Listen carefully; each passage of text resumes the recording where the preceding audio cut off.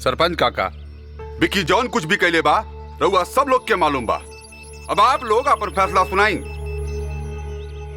फैसला का होके के चाहिए वो गांव के सब लोगन के मालूम बा। विक्की जवन काम कैले बा ओकर इजाजत हमनी के समाज ना देला। काहे कि हमनी के गांव समाज के ऊपर नहीं खे।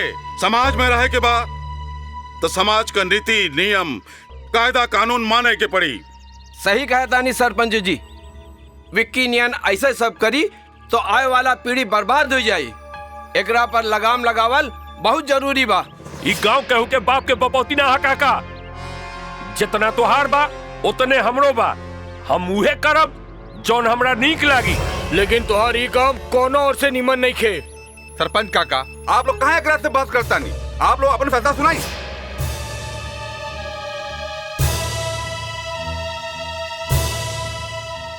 विक्की जौना लड़की के अपन घर वाली का हद बाना ई ओकर घर वाली नहीं खे।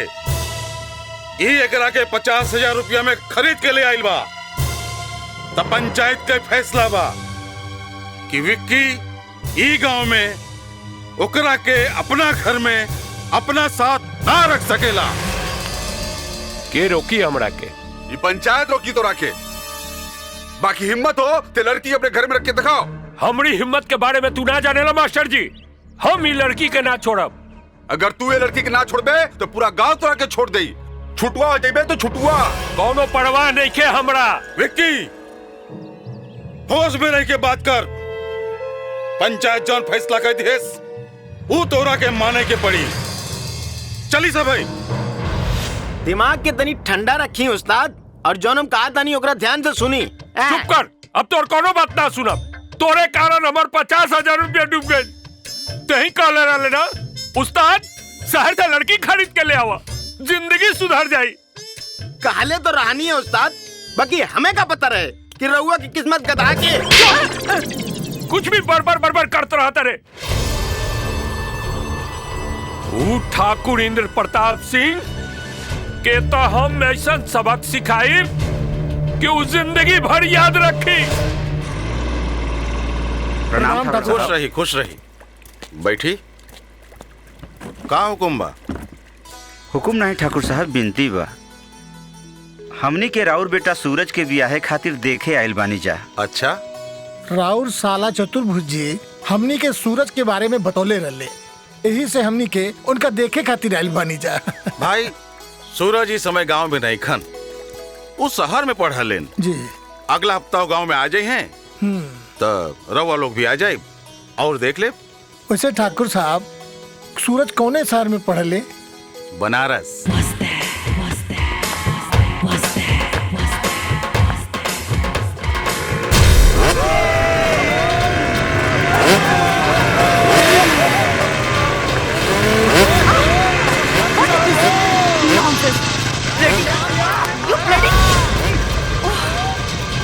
अरे करे जा। अरे खा लटकैले वाड़ू। What the hell is this? ये क्या बदतमीजी है? अरे बदतमीजी ना, इ तो बस हमरा तरफ से इलू इलू हो। ओ shut up! फिर से एक बार कहा ना। Shut up! बकवास बंद करो और मेरा रास्ता छोड़ो। Shut up!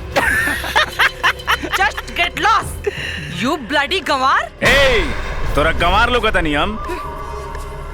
अरे जरा मन इंट्रोडक्शन फेंक के मारता। टाइगर भैया हमें बीए में पढ़ा था नहीं 7 साल से। साला बस कर। चलो हटो, मैं तुम लोगों के मुंह लगना नहीं चाहती। ए मैडम, एक बार बस मुंह लगा के देख ला तो जिंदगी तर जाई।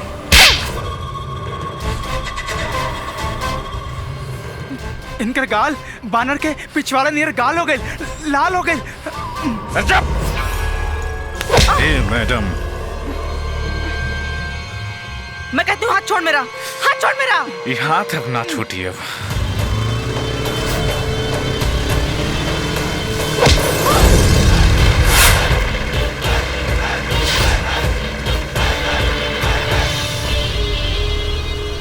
ए मौगा,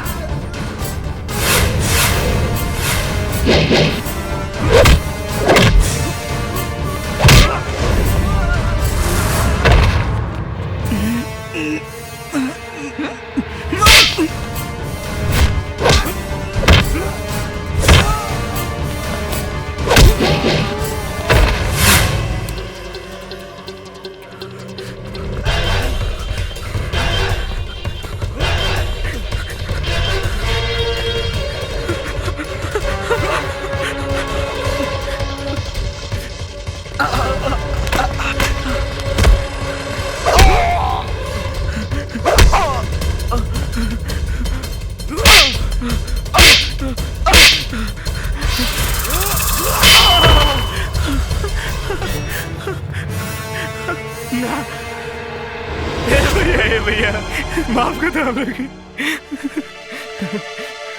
चल उठ उठ भाग भाग।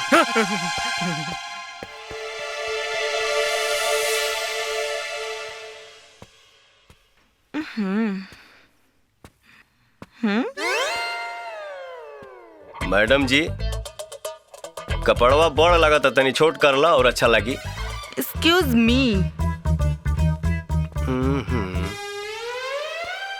देसी मुर्गी या बिलायती बोल।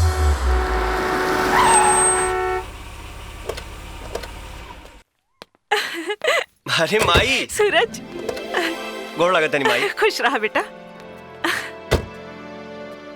कैसन बाड़ा? ठीक बानी माई। कहाँ ठीक बाड़ा? कितना कमजोर हो गई? खाना ना खात रहला का? 4 टाइम खात रहली, बाकी वो खाना माई के हाथ के ना रहे ना, ऐसे तो बुराइल बानी। चला हाथ मुंह धोला, हम खाना लगावत। हाँ माई। का खाना बनौले बड़े माई? 4 महीना के बाद तोरा हाथ के खाना खाता नहीं। होटल और मेस में ही कहाँ स्वाद मिलेला। अब 2 महीने की छुट्टी बानू, अब रोज हमरा हाथ के खाना खइया। लेकिन बेटा तोहार माई रोज सुबह शाम चूल्हा चौकी और घर का काम करत करत थक जाली। हाँ, बाकी अब हमरा के भी आराम मिली। मतलब ई बेटा कि तोहे लड़के वाले देखे आ रहलन और तोहार मामा उनकरा के लेके आवता रहन। बाबूजी एगो बात कही? हाँ कहा। अभी हम ब्याह करे के नहीं चाहत। काहे बेटा? माई हम आईएएस की तैयारी करे के सोचले बनी। एक बार अपने पैर पे खड़ा हो जाए फिर ब्याह करब। बात तो तोहार ठीक बा बेटा। तू चिंता जिन कर, हम कल लड़की वाला से बात कह ले। नमस्ते। खुश रहा बेटा। बेटा तोहर नाम का है? जी सूरज। कब अइला है बनारस से? काले नहीं है चाचा जी। और बेटा तोहार पढ़ाई लिखाई कैसे चलता? सब बढ़िया चलता। हाँ नमस्ते। खुश रह। देखनी है हमरा भगना के नू, ऐसा लड़का पूरा आरा जिला में ना मिली। हाँ ठाकुर साहब, लड़का हमारा पसंद बा। हमार लड़की के भाग खुल जाई, जऊ ये घर के बहू बनी। आटे में देर को ना बात के, जीजा जी के बरक्षा दी आ बियाह के तारीख तय करी। अरे भाई एक मिनट भाई, बात दरअसल ही बा कि सूरज अब ब्याह नइखे करल चाहत बा। अरे ई का कहत रही जीजा जी? अरे लड़का के बियाह के फैसला तो घर के बड़ बुजुर्ग लोग नु लेवेला। बात तो तोहार ठीक बा, सूरज के ब्याह का फैसला हमनिए के कहल जाई।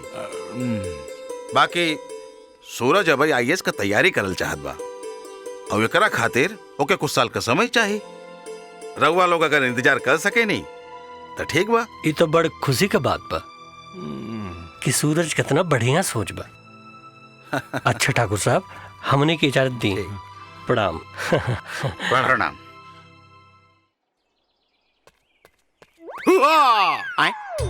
का बात बा उस्ताद? एकदम बर्बाद लौकत बाड़ा। क्यों मरला है का? चुप कर सारे। ई चेहरा से हंसी गायब हो गई बा। उन्हें सूरज के ब्याह खातिर लड़की वाला सब मुंह उठा के दौड़े लावता ने, और हमरी दुआरे ससुरी कुकुरो झाके नहीं के मारे आवत। वाह उस्ताद वाह, इतना बुरा दिन आ गइल कि रउआ कुकरे से ब्याह करब। यहाँ बिना दही के दिमाग माठा हो रहा बा और तोरा के मजाक सुझाता। हमरी किस्मत में ससुरी मेहरारू लिखले नहीं के। अरे इकुल ना सोची उस्ताद, जौन हम कहा तानी ओकरा ध्यान से सुनी। मास्टर जी के साली आयल बिया धनबाद से, बड़ी सुंदर बिया।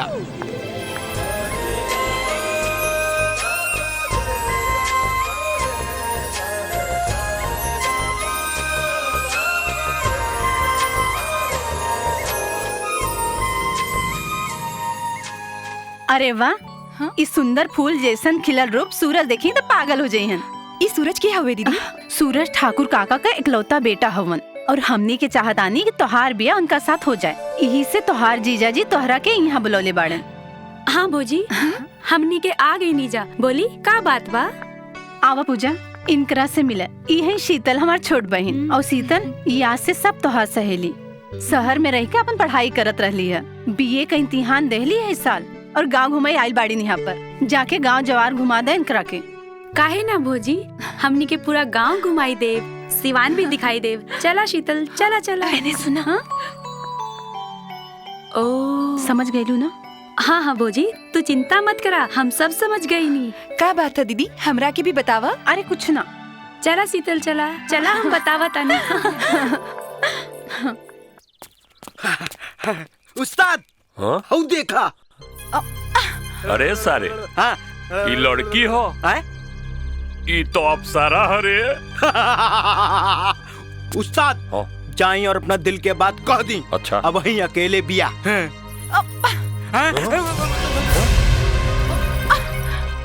अरे ये कहाँ से टपक पड़ल ले? उस्ताद, चुपचाप निकल ली, नहीं तो अब पुलिस के नियन पूछताछ करी सरवा। हाँ? इस सारे बाप बेटा ना, हाँ? दोनों हमारी जिंदगी में गढ़न लगा दिल बना। हाँ? चैन से जिए ना दिया सन हमरा के।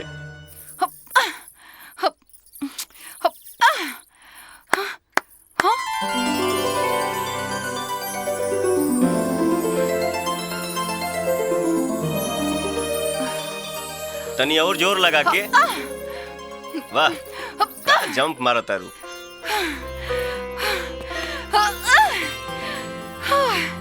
रुक का है गईलू? उड़ा? हम थक गई नी, रहुआ हमार मदद करी ना। काहे नहीं, नारी सेवा में तो हम हमेशा आगे रहे नी। तोहार मदद तो हम करबे करब। बाकी ये बताओ, ये दुपट्टा वहाँ पहुँचल कैसे? हम बाग में आइन रहनी, अचानक बड़ी जोड़न के हवा चलल और हमार दुपट्टा उठ के ओही जा अटक गईल। चला, कम से कम तू धरती पर बाड़ू ना, चिंता मत कर, उतारा तनी हम।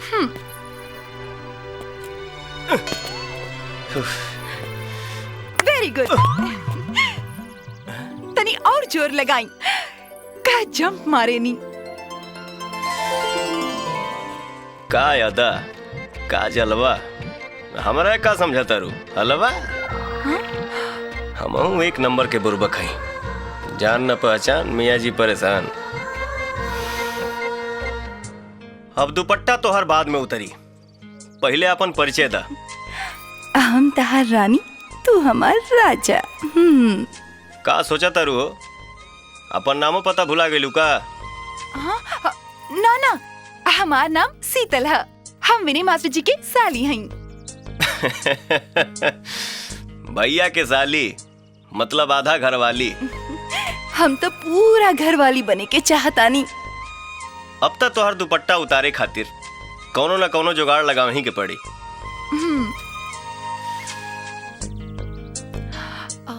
एक काम कर, तू हमारे पर चढ़ जा, अपन दुपट्टा उतार ला, ठीक? आवा।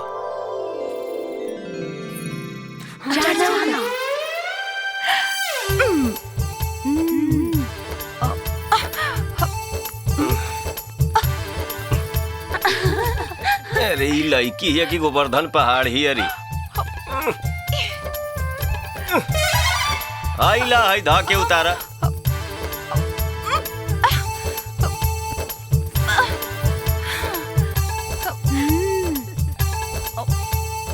हाँ।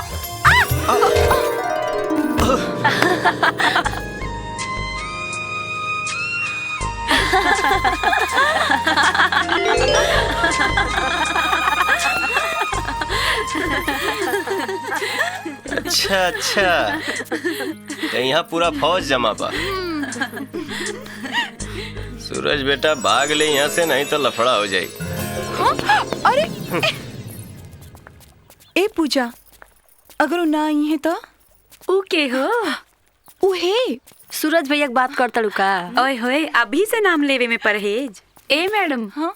अभी दिल्ली दूर बा, बाकी सूरज भैया आई हैं, तू चिंता मत करा। चला।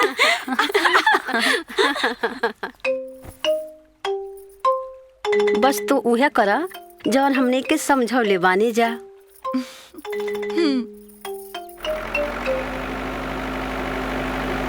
अरे केहू तो बचाओ, केहू तो बचाओ, केहू तो बचाओ जल्दी। अरे केहू तो बचाओ जल्दी। सूरज भैया, शीतल के बचा ली, वो नदी में डूब रहल बाड़ी।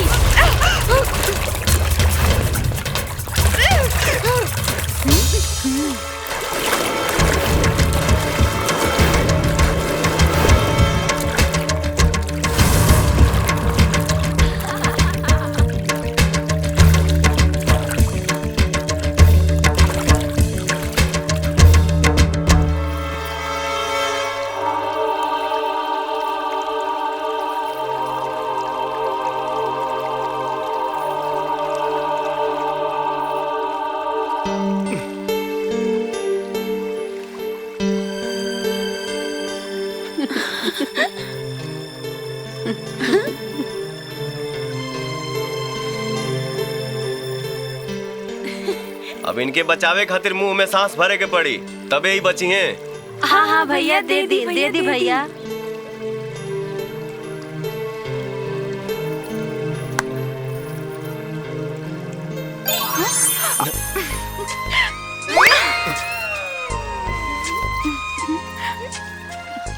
अच्छा अच्छा, हमारा से नौटंकी बढ़िया बा। हमरा के सब पता बा भैया। उ कहा ना भैया, आजकल आम के पेड़ पे आम ना दुपट्टा लटकता और नदी से मछली ना जलपरी निकलतिया। अच्छा सुन, केहू से कहिए मत। ठीक बा, बाकी हमरो एगो शर्त बा। कैसन शर्त रे? बाबूजी से कह के हमरे बियाह के बात करी नू। ठीक बा, वक्त अइला पे बात करब। अच्छा एक बात बताओ, शीतल कैसन लागेली?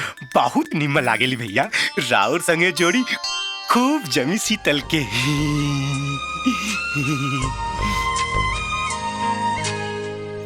तो सूरज के बारे में सोचा तारू? ना ना दीदी, वो दरअसल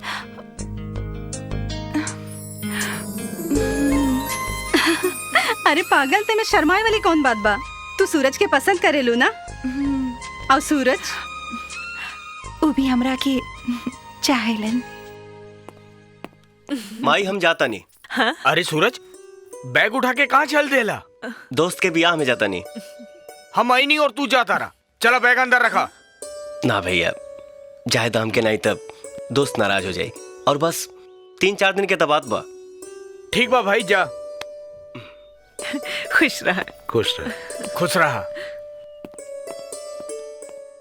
अच्छा बेटा, हाथ मुंह धो के नाश्ता अरे काका काकी प्रणाम। अरे प्रणाम। खुश रहिए। बैठी मास्टर बैठी। अरे अगर हम गलत ना है तो ये अजय हम ना? अरे हाँ, सही पहचान ले। अरे सुनली है कि तू डॉक्टर बन गिला? हाँ भैया, प्रणाम। इनका पिता जितना बड़ा वैद रहना, अरे उनका बेटा डॉक्टर ना बनी तो क्या बनी? मास्टर, अजय का पोस्टिंग यही अपने ब्लॉक के सरकारी अस्पताल में भइल बा। अरे वाह, दवाई तो मिली ना फ्री में? अरे मिली भैया, मिली। अरे काका, रहुआ से मेरे को जरूरी बात करा लेनी है। हाँ बोला। काकी रहुआ भी सुनी। सूरज के ब्याह के बारे में का सोचली है? अरे भाई, हमनी के सोचले से का होई? सूरज अब ब्याह करे लिए तैयार ही नहीं खे। अरे सूरज तो मान जाइए, रहुआ लो तो तैयार हो जाई। लड़की कैसन बिया भैया? अरे हमार साली शीतल। शीतल लड़की तो अच्छी बिया। हाँ बाबूजी, सूरज भैया के शीतल पसंद बाड़ी। सच्ची। सूरज और शीतल के जोड़ी खूब जमी काका। समझ गई नहीं मास्टर, समझ गई नहीं। भाई लड़की लड़का एक दूसरे के पसंद करत बा, हमरा का एतराज हो सकेला? काकी रउआ का विचार बा? ऐसन सुंदर और सुशील लड़की घरे आई ता ऐसे बड़ खुशी और का हुई। ले मास्टर, अब का चिंता बा? भाई लड़का के लड़की पसंद आवे उससे ज्यादा सास के बहू पसंद आवे वो ज्यादा जरूरी। अरे भाई हम तो पंडित जी से कह दे कि सास और बहू का कुंडली मिला दे। अरे इनकार कैसे कर देता है? अरे लाखों में एक बा हमार साली शीतल। अरे काकी तो कहली ऐसा लड़की हमार घर में बहू बन के आई, इससे बड़ खुशी की बात का बा। शीतल के भाग जाग गई, इतना बढ़िया और सुंदर परिवार मिलल बा।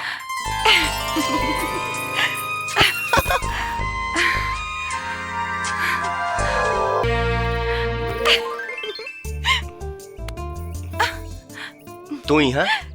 काहे हम यहाँ ना आ सकेनी? बाकी लागता रउआ के हो दूसरा की याद में खो गइल बानी। ये तू का बात करता रू? हाँ? अगर हम गलत कहनी तो रउआ उदास काहे बानी? हमार तबीयत ठीक नहीं है। हाँ। हमरा के अपन सीना से सटा ली, तबीयत ठीक हो जाई। बड़ा बेशरम बड़ू। अब रउआ से कौन बात के शरम? का मतलब? अब इतना अनाड़ी मत बनी। अब हमनी के दो बदन एक जान होके वाला बानी, ते में शर्म का है? हाय दिया, बाबूजी आ गई नी। ओकरा के समझा दिया कि ठीक से काम धाम करे। अब समझ ले? ठीक बा। अरे सूरज, कब वापस आइले तू? बाबूजी 2 घंटा हो गए। अरे दोस्त के बियाह तो ठीक ठाक हो गई है ना? जी। स्वागत सत्कार में कोनो कमी तो ना रहे? जी ना। तो काहे इतना उदास बाड़ा तू? आईएएस के दरअसल बाबूजी आईएएस के प्री टेस्ट के बारे में सोचत रहनी है। 3 महीना बाद होगी। मन लगा के पढ़ाई करे, सफलता जरूर मिली। टेंशन मत ले। मेहनत करा, मेहनत। अरे तनी हम गरीब पर भी नजर डाल दे शीतल रानी। कहा काला हमार विक्की राजा? ए सुन सारे, शीतल हमरा के राजा कहता नहीं। आय हाय, देखला हमार उस्ताद तो गल के गोबर हो गइलन। चुप कर। वो हम का कहत रहनी है, ये तेरे बिजली गिरा के जइबू तो हम कैसे रहब हो हमार रानी? तो चुल्लू भर पानी में डूब के मर जा। और खबरदार, जे आज के बाद हमरा से उल्टी सीधी बात कइला तो ई चप्पल से तोहार मुंह लाल कर दे। पाखंडी, पापी, लुच्चा, लवंगा। चुप सारे।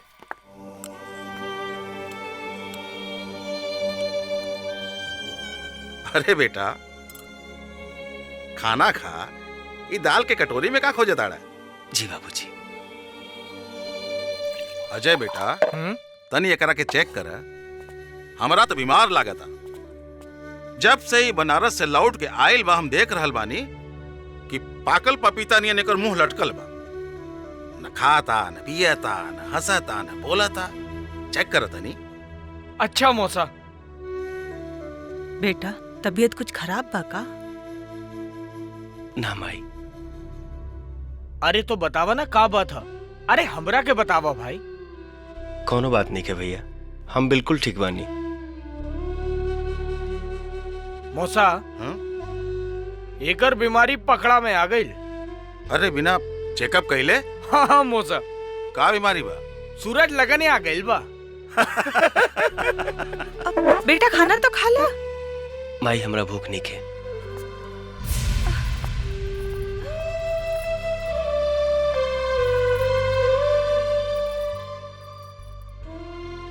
का बात है बेटा? कुछ बात नहीं के माई। झूठ मत बोला। तोहर ई हंसी तोहरा चेहरा के साथ ना दे रहल बा।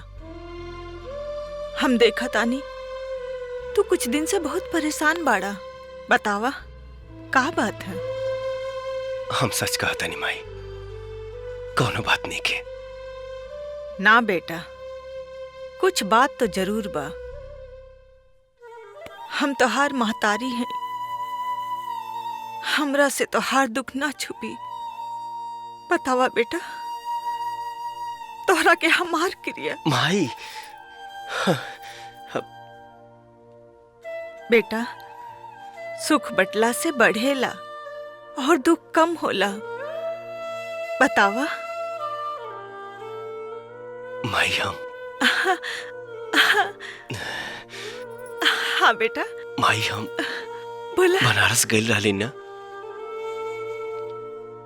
दोस्त के ब्याहे में, और वहाँ ठाकुर साहब रउआ ब्याहे खातिर दुल्हा जी के मंडप में लेके चली। हाँ महादेव जी, जल्दी करी। 10 बजे के शायद रहल, 11 बज गइल बा। जी हाँ पंडित जी, अभी 11 बजल बा, फिर 12 बजी, फिर 1 बजी, घड़ी न रुक। बाकी खाली हमनी के रुकल बानी। रउआ काहे रुकल बानी? ये बात तो बैजनाथ जी से पूछी। बियाह तय करत समय का बात कर ले रहे। बाकी युवा तो हमरे आंखी के सामने कुछ लौकत नहीं के। ठाकुर साहब जवन हम कहले रहनी उ सब रउआ के मिली। अरे भाई, जब देब तब्बे मिली नू। समझी जी। 1 मिनट, अभी हमरा के समझी मत कहीं। अभी बियाह भइल नहीं खे। देखी ये समय हम मजबूर बानी।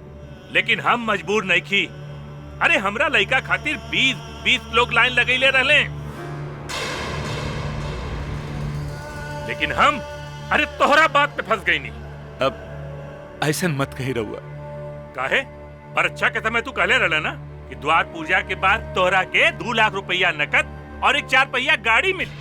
बाकी अबले हमरा के 1 रुपया नहीं मिलल, और 4 पहिया तक का 1-2 पहिया भी नहीं खे दिखाई देता।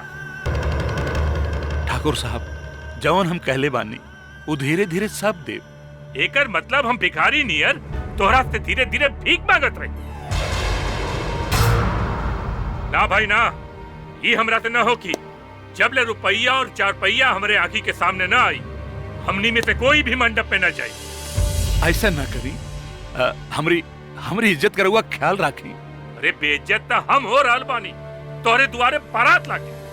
अरे हमरा के पता होत ना कि तू इतना बड़ दरिद्र बाड़ा, तो तोहरे दुआरे बारात तक का हम पेशाब करे खातिर ना आई। ए, चला सब जने, अभी बियाह ना हुई। समझी जी हमार बात सुनी। हमरा के कुछ सुने के नहीं खे, अभी बियाह ना हुई। चाचा जी हीरो का करता नहीं, ऐसे शादी ब्याह ना तोड़े के चाहिए। तो ही बताता कैसे तोड़ल जाला। हमार मतलब अब यहाँ के देखी कितना दुखी बानी। तो ही उनका दुख दूर कर दा। चला बेटा, महादेव सिंह के लड़का का बियाह ऐसा दरिद्र के घरे न हुई। रउआ शांति से काम ली। पंडित जी, ये समय रुपया और 4 चक्का से काम चली, शांति से ना। आपके दक्षिणा चाहिए ना। आई ले, चला सब जने बस तैयार बा। चला। समझी जी।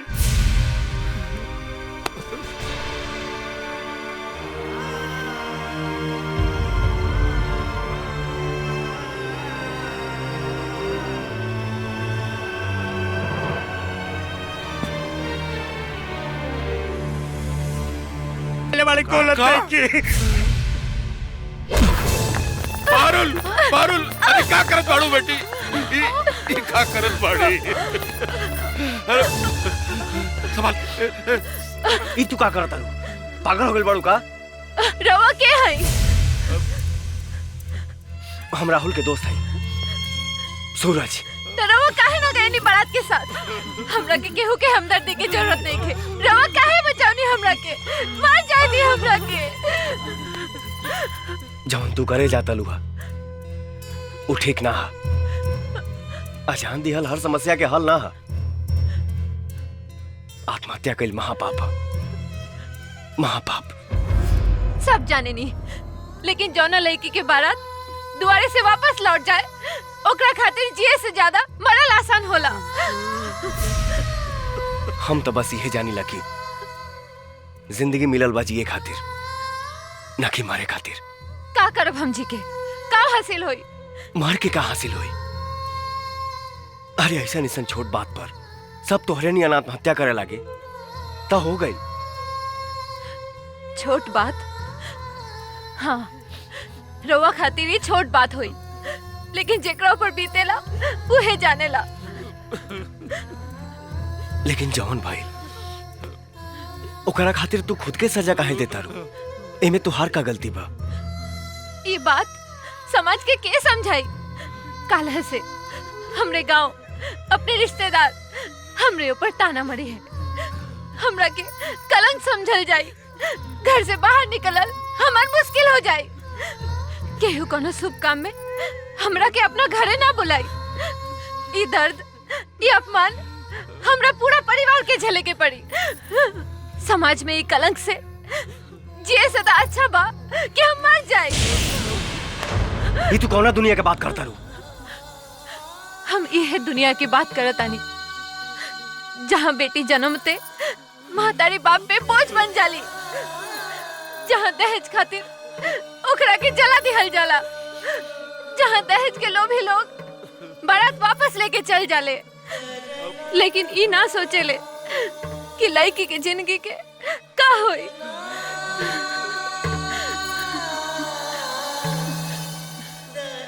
अब रउए बताइए, ऐसा समाज जेकर आज भी इतना घटिया सोच बा, वो हमरा के कैसे अपनाई? के करी हमरा से बियाह?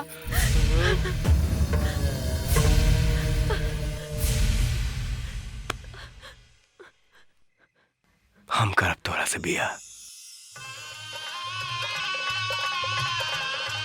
ओम मंगलम भगवान विष्णु मंगलम गरुड़ध्वज मंगलम पुंडरीकाक्ष मंगलाय तनोहरि। ओम सिंधूरम शोभनम राक्तम सौभाग्यम प्रियवर्धनम शुभदम कामिदम चैव सिंदूरम प्रतिगृहताम्। और ये तरह हमार बियाह भइल। माई अगर हम लड़की से बियाह ना करती तो वो अपन जान दे दिले रही। यही से हम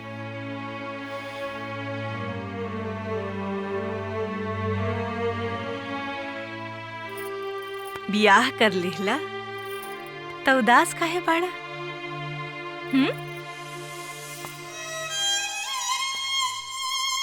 बाबूजी से डर लगा था माई, वो सुनिए तब।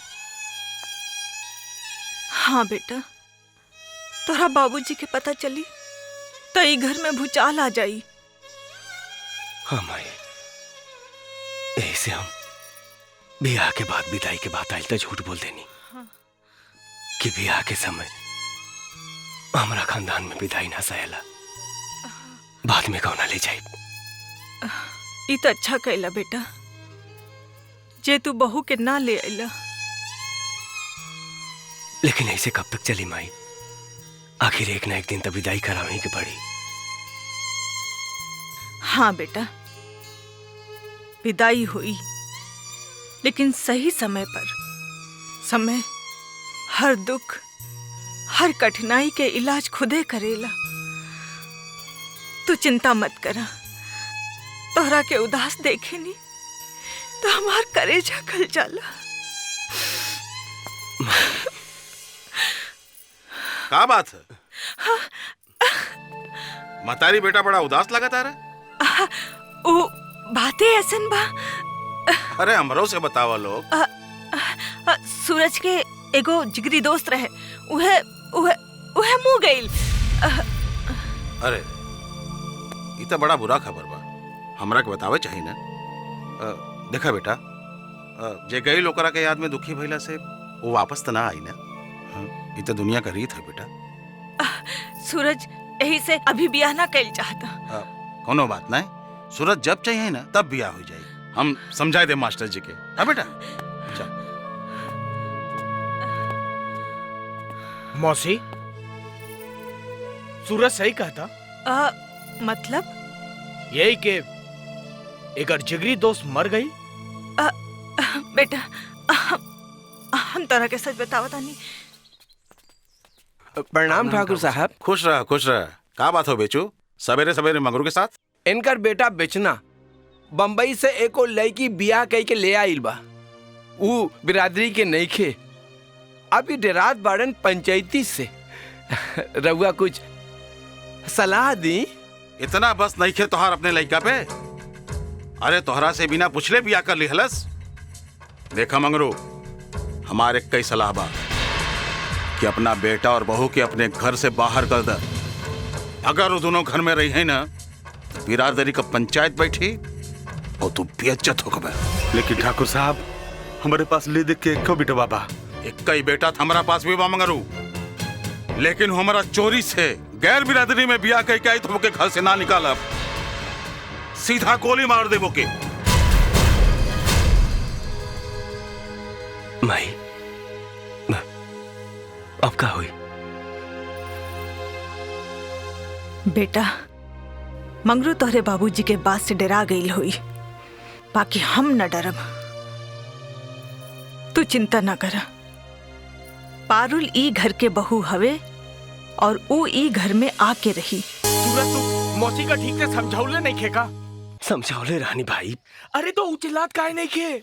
मौसा चल जाई है तो कुल करल धरल बेकार हो जाई। हमके तो लागत था कि माई सब भुला गइल का। बाबूजी पोछ देनी, अब चली। हाँ चल। ते बड़ा कामचोर हो गइल बड़े रे। एजा से लौकता गाड़ी गंदा बा। ठीक से पोछ ते देनी, अब का पानी लाके धोई। अच्छा ठीक बा, चल देर होता हमरा, जल्दी कर। अरे माई चिल्ला दरस भैया। हाँ का भाई? काहे? माई, मौसी, माई, गायत्री, मौसी। अरे का भइल मौसी की? गायत्री, मौसी,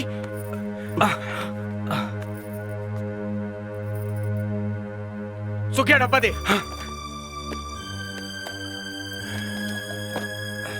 सूरज, तू मौसा के लेके बाहर जा। हमरा के मौसी के चेक करे के पड़ी। मौसा, रउआ बाहर जाई, हमरा के शांति। अरे बेटा, लेकिन एके हम छोड़ के। सूरज, अरे बाबूजी आप चली, माई के कुछ ना हो। लेकिन अजय भैया बाड़े ना। अरे तोहरा के न्योता देवे के पड़ी का? जो ना बाहर। मौसा के चमचा।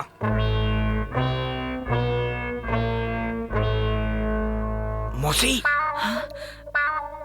मौसा गईले। ई सुई हमरा के लगाई बा? अरे नहीं मौसी, ये तो मौसा के दिखावे खातिर निकल दी। अच्छा अच्छा बेटा। हाँ, ई बतावा, हम दिल के दौरा पड़ला के एक्टिंग ठीक है नी ना? अरे एकदम ठीक कहीं नहीं।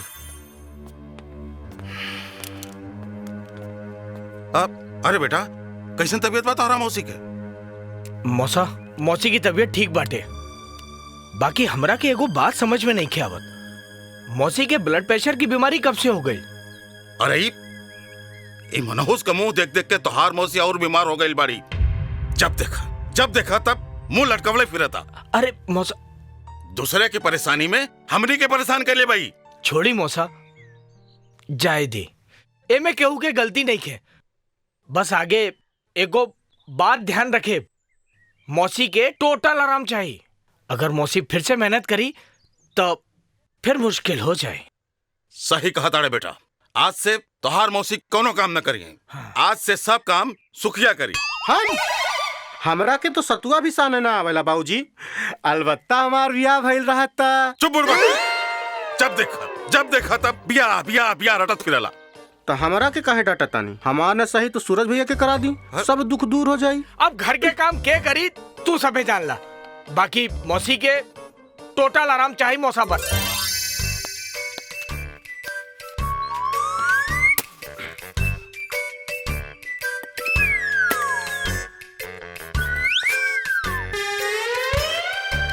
श्रीमान सुखिया जी, ई का करता रे? भैया तू बड़ा बुद्धू बाड़ा। अरे एक चूल्हा से देर लागी, यही से दोनों जला के बीच में रख देले बानी। आग भभक के लागी ना तो जल्दी हो जाई। अरे मेरे नमूने, वारे मूर्ख वैज्ञानिक, हटा!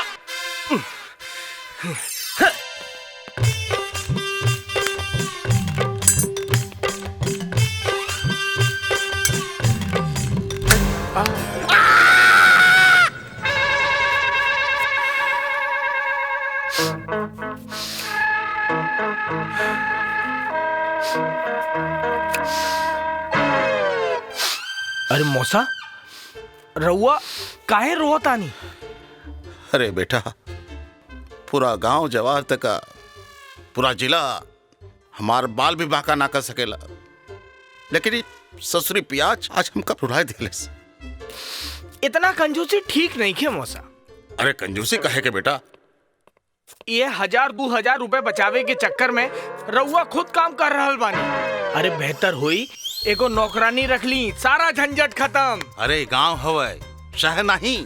यहाँ नौकरानी कहाँ से मिली? मिली ना मौसा, अपन सूरज लेके आई। हाँ? का भाई इतने साल बनारस में पढ़ला, कोई लड़की तोरा नजर में नहीं है घर के काम करे खातिर? ये गोले की बिया बनारस में, हाँ? जहाँ रूम लेके रहत रही ना किराया पे, वहाँ वो काम करे आवत रहे। तब फिर ले आवा ओकरा के। हाँ? भैया वो आता जाई, बाकी पैसा ज्यादा ले। अरे पैसा ली तक का, घर के काम करी ना। हाँ? अरे देव, ओकरा खातिर जवन पैसा चाहिए ना देव। हाँ। लेकिन अगर वो आवत हुई ना, फटाफट लेके आवा। हाँ। हाँ। ठीक बा बाबूजी। भैया मुहूर्त ठीक बा ना? तू निश्चिंत होके जा, फोन कर दा। हाँ? का कहलेस? कुछ ना मौसा, कुछ ना, बस ये कि काल दिशा सुल तो नहीं के। हाँ है बुड़बक, नौकरानी ले आवे जाता कि दुल्हन? लगाड़ी आ गई। जीजा प्रणाम। प्रणाम बाबूजी। खुश रह बेटा, खुश रह। प्रणाम पंडित जी। खुश रह। और बेटा का हाल चाल बा? सब ठीक ठाक बानू? ठीक बा बाबूजी। अरे बेटा अकेले आइला और सब? दरअसल माई की तबीयत ठीक नहीं खे, यही से बाबूजी ना आइले। और उनका दिखावा तनिको पसंद ना। भाई वाह, कमाल के बाणे तोहार बाबूजी। जीजा जी नमस्ते। नमस्ते। अंदर चली ना जीजा जी। है सुमन, लड़का थका हारा आइल बा, परेशान मत करा, कुछ चाय पानी की व्यवस्था करा जा। रवा चिंता मत करी चाचा जी, हमनी के सब सहेलियां मिल के जीजा जी के ठीक से खातिरदारी कइल जाई। चली जीजा जी, चली चली अंदर चली। बेटा जा, ये सब बहुत शैतान बाड़े, बड़ा परेशान करिए तोरा के। पारुल के माई आवता नहीं। हाँ जी। अरे जल्दी करा भाई। हाँ। 1 बजे विदाई शायद बा और 12 बज गइल बा। फिकर ना करी रहुआ, सब तैयारी हो गइल बा। ठीक बा, ठीक बा। हाँ। बीरेंदर, अरे बेटा तनी जल्दी जल्दी हाथ चलावा। हाँ जल्दी करा। अरे बाबूजी, ये सब का हब? ये सब हम ना ले जा सकीले। अरे बेटा ये सब तो हर बाप अपनी बेटी के देला, एमा कौन सी बड़ी बात है? रहुआ हमारा बाबूजी के नहीं जानत, वो दहेज के बहुत बड़ विरोधी हमें। अरे बेटा ये दहेज ना है, तो हम अपना खुशी से दे रहल बानी। ए बाबूजी, हम विनती करत हनी रुआ से, वो ये सब देखिए तो नाराज हो जाइए। हमार बाबूजी कहले रहन कि हमारा बहू के एक साड़ी में लेके आई है। वाह बेटा वाह, तोहार बाबूजी एकदम देवता बाड़न। ऐसे रिश्तेदार पाए के तो हम एकदम धन्य हो गए। हे बेटा जैसे तू चाहबा उसने होगी।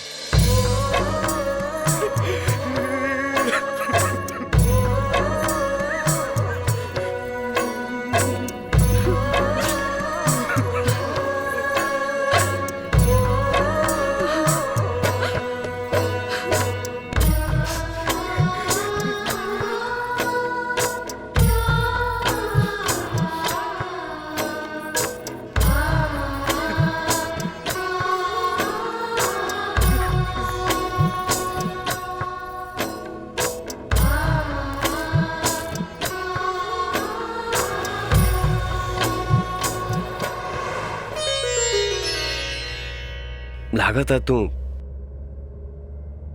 इस शादी से खुश नहीं खो। ना ना, ऐसा कोनो बात नहीं खे। तब फिर का सोचा तारू? सोचा तानी कि हम कितना खुशनसीब बानी कि रउआ जैसन पति मिलल। रउआ हमरा के अपना के, अपन दुल्हन बना के अपना घर लेके जा रहल बानी।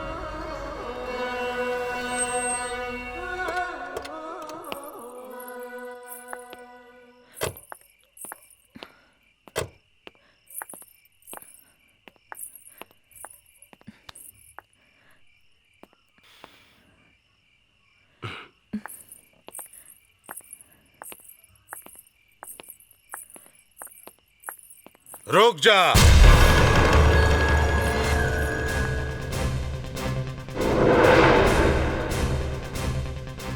अंदर जाए की जरूरत नहीं थे। फूल से सजल गाड़ी में नौकरानी ना आवेली। ई बेशरम हमसे छुपाई के शादी करके आइल बा। बाबूजी ई गैर बिरादरी के नहीं खे। चुप! हम कुछ नहीं की सुनल चाहत। हमरा खातिर हमार इज्जत, हमार मान मर्यादा हमरा औलाद से ज्यादा प्यारी बा।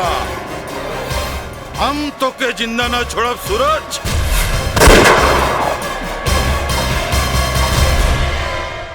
हम कुछ नहीं की सुनल चाहत। हमरा खातिर हमार इज्जत, हमार मान मर्यादा हमरा औलाद से ज्यादा प्यारी बा। हम तो के जिंदा ना छोड़ब सूरज।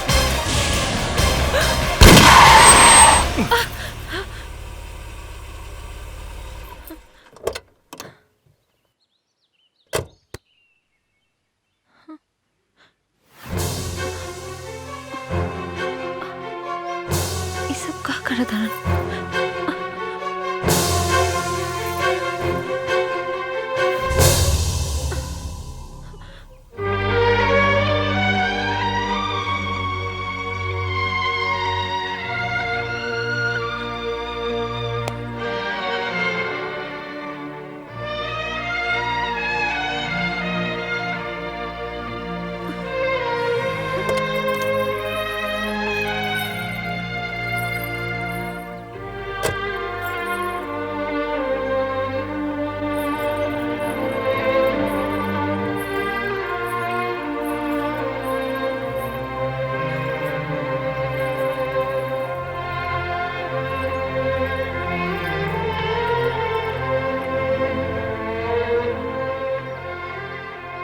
पारुल, हम तुमसे कुछ कहे के चाहता नहीं।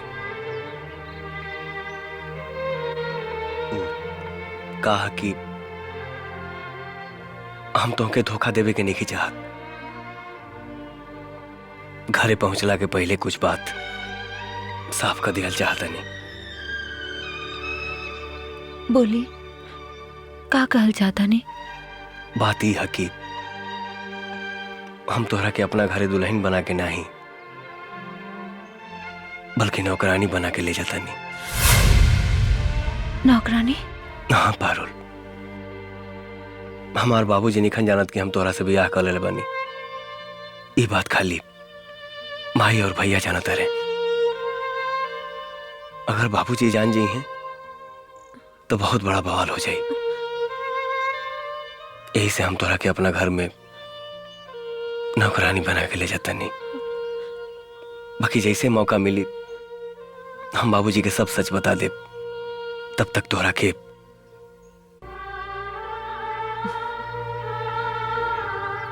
अब हम रउआ के एगो बात कही। वनवास श्री रामचंद्र जी के भइल रहे, सीता जी के ना। लेकिन फिर भी सीता मैया रामचंद्र जी के साथ जंगल में गईलिन। हर स्त्री के इहे धर्म होला। रउआ साथे हमार बिया भइल बा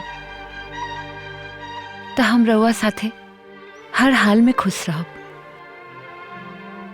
अब चाहे हमरा के रानी बना के रखी या नौकरानी।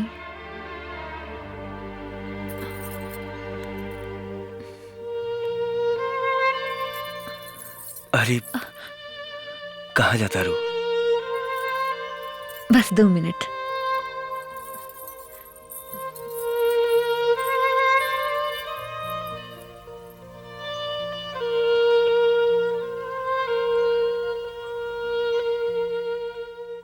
अब बोली साहेब, हम कैसन लागत आनी?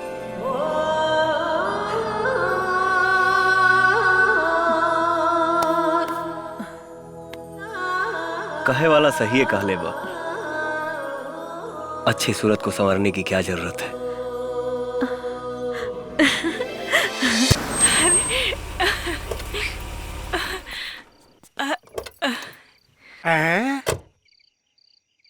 क्या तना सुंदर नौकरानी। लेकिन ये तो शादीशुदा लागतिया। खुश रहा। बड़ा संस्कारी लागतिया। अरे बनारस की हिया मौसा। अच्छे घरे का लागतिया। बाकी समय चाहे जवन करावे। मौसा राहुल टेंशन अब खत्म। अरे ग्रह कट गई बेटा।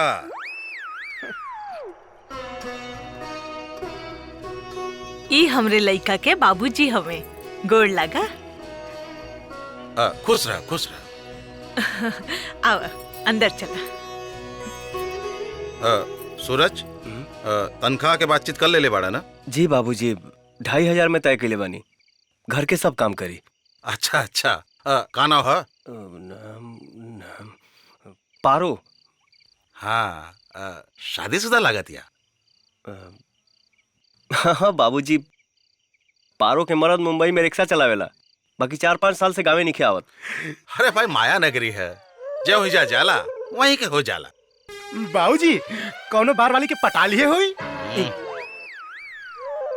जो सामान लेके आओ जो। सूरज। हाँ माई। है ने आवा।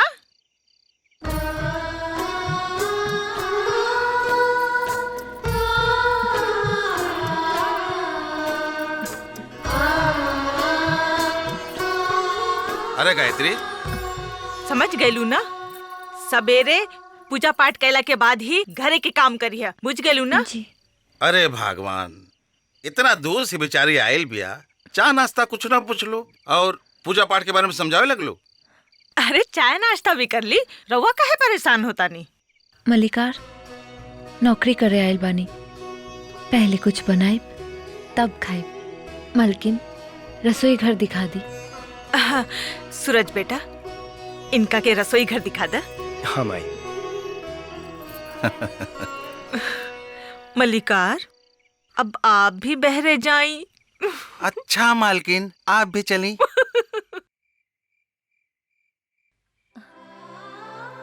ये आवे तो आ रसोई घर। रसोई घर तो बढ़िया बा। कुल बढ़िया बा, बाखिर तू तनी सावधानी से काम करी है देवी जी, नहीं तो पोल खुल गई ना तो समझा कहानी खत्म है बा। चिंता मत करी साहेब। साहेब? ता रउए बताई, हम रउआ के का कहीं के बुलाई? अरे हाँ, स्वामी जी कहीं। तू सब चौपट करे पर लगल बड़ू का? लागत है गोली खाही के पड़ी। ये भैया गोली कैप्सूल काहे खा रहल बानी? अरे साला दिमाग मत खराब कर, इनका के समझावे में हमारा दिमाग दुखाए लगल है। और सुना, हाँ? काम में तनिको नुकसान ना होके के चाहिए, अगर भइल ना तो तोरे तनख्वाह में से पैसा कट जाई। जी नुकसान ना हुई साहेब। ए भैया भैया हो, डांटी मत। नुकसान कैसे हुई? हम बानी नू, रउआ बाहर जाई, पारो के हम सब समझा दे। जाई।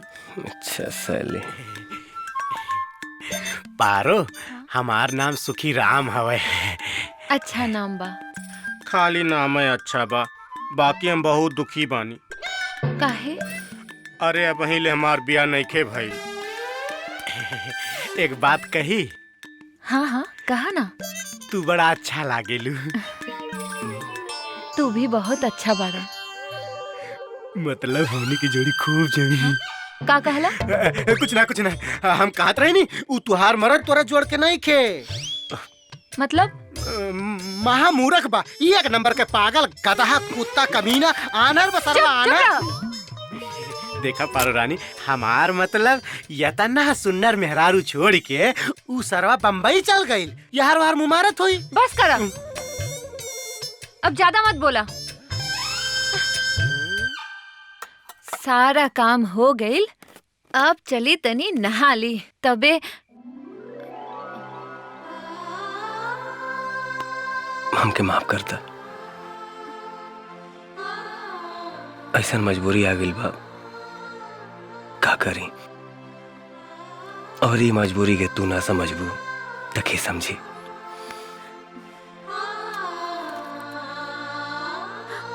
जाना हाला।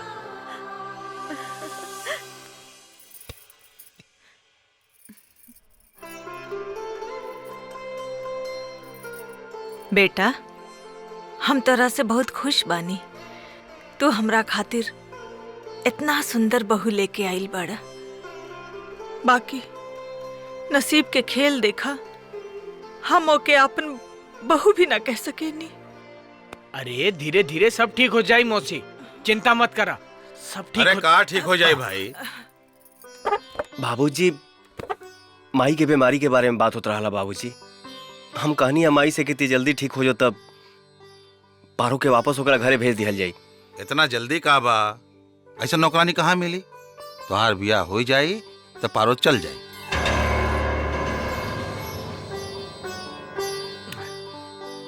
वाह का स्वादिष्ट खाना बनल बा। मौसी पारो के इनाम दे दा। बहुत ज्यादा बखान मत करा भैया, और वैसे भी नौकर चाकर के कपार बना चढ़ावे के चाहिए। हम पारो के सब बर्दाश्त कर ले। पारो बहू तू भी खाना खा ला। का कहलो? हमरा बहू कहे के शौक लागल तो हम कह देनी। तका नौकरानी के बहू कहबू? हाँ, सूरज और शीतल का ब्याह करा देता नहीं। 2400 घंटा अपन शौक पूरा करत रही है। बाबूजी इतना जल्दी भी काबा? अरे तोहरा माई के बहू चाहिए तो हम का करी? कोनो जरूरत नहीं खे। हम पारो के ही बहू कह के अपन शौक पूरा कर ले। मौसा मौसी ठीक कहत बारे। अरे बहू कहे से पारो ही घर के बहू थोड़ी ना बन जाए। अच्छा ही बतावा कि पारो सूती कहाँ? हमरा साथे हमरा कमरा में। पगला गइल बाड़ू का? नौकरानी एक मालकिन के कमरा में सूती? अरे रउआ लोग परेशान मत होई, हम घर के पिछवाड़े अपने बगल वाला कमरा के साफ सफाई करके खटिया बिछा देले बानी। पारो है जे सूती। हाँ हाँ, सुखिया ठीक कहता, पारो पिछवाड़े सूती। ई रहल तुहार बेडरूम। आवा आवा, बाहर काहे खड़ा बाड़ू? आवा अंदर आवा। चलिए आवा आवा। देख ला अपन कमरा एकदम सजा देले बानी। ई रहल चारपाई, बिस्तर लगा देले बानी। अब सुता आराम से। ठीक बा। ता हम जाई? हाँ जाई। ठीक बा।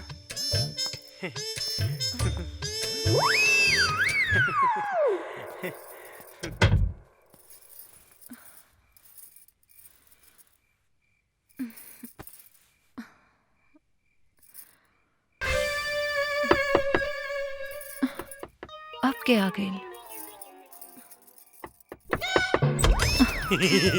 बोला। रात में अगर प्यास लागी तो सामने चापाकल बा, जाके पानी पी लिहा। ठीक बा। और हाँ, अगर रात में डर लागी तो हम बगल में वानी, हमरा की आवाज दिया, हम कूद के आ जाई। अच्छा ठीक बा, अब सो जाई। हाँ हाँ सो जाई, हम कब मना कैले बानी, सो जाई।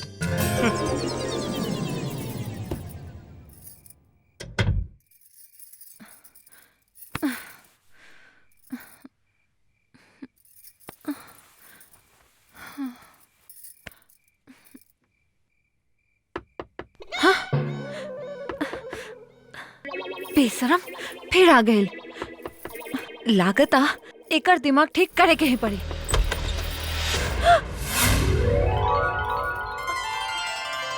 इतना रात के रहुआ यहाँ? अब सफाई दी कि भीतर ढोकी? चलबू चोना मत कर, एक करेजा बर्दाश्त नहीं के हो। छोड़ी। अरे साहब केहू देख ली तब? केहू ना देखी, सब लोग सुतल बा। लेकिन फिर भी हमरे इज्जत के बात बा, हम शादीशुदा बानी।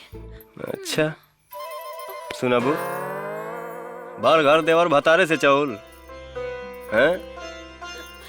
अपना नौकरानी संगे ये सब करे में रउआ शर्म ना लागेला? नहीं।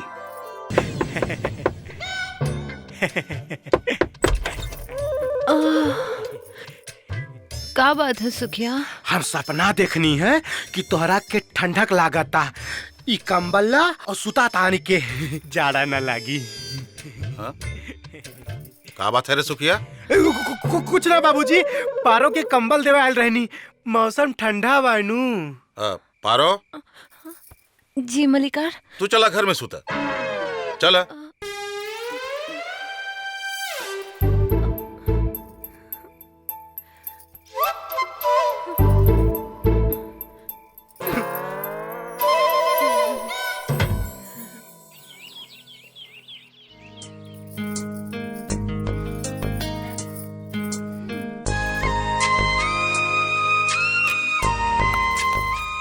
ठीक से बैठ, बदतमीजी काहे करत रू? रउआ हमरा से ऐसे उखड़ल उखड़ल काहे रही नी? तू ऐसाने हरकतें करेलू। ई त हमार प्यार ह। नाराज काहे होता नी? अब त रउआ से हमार ब्याह होखे वाला बा। अरे होखे वाला बा, भइल निखे नु। हटा, आदमी लेखा बैठा महाराज। साहेब जी चाय ली।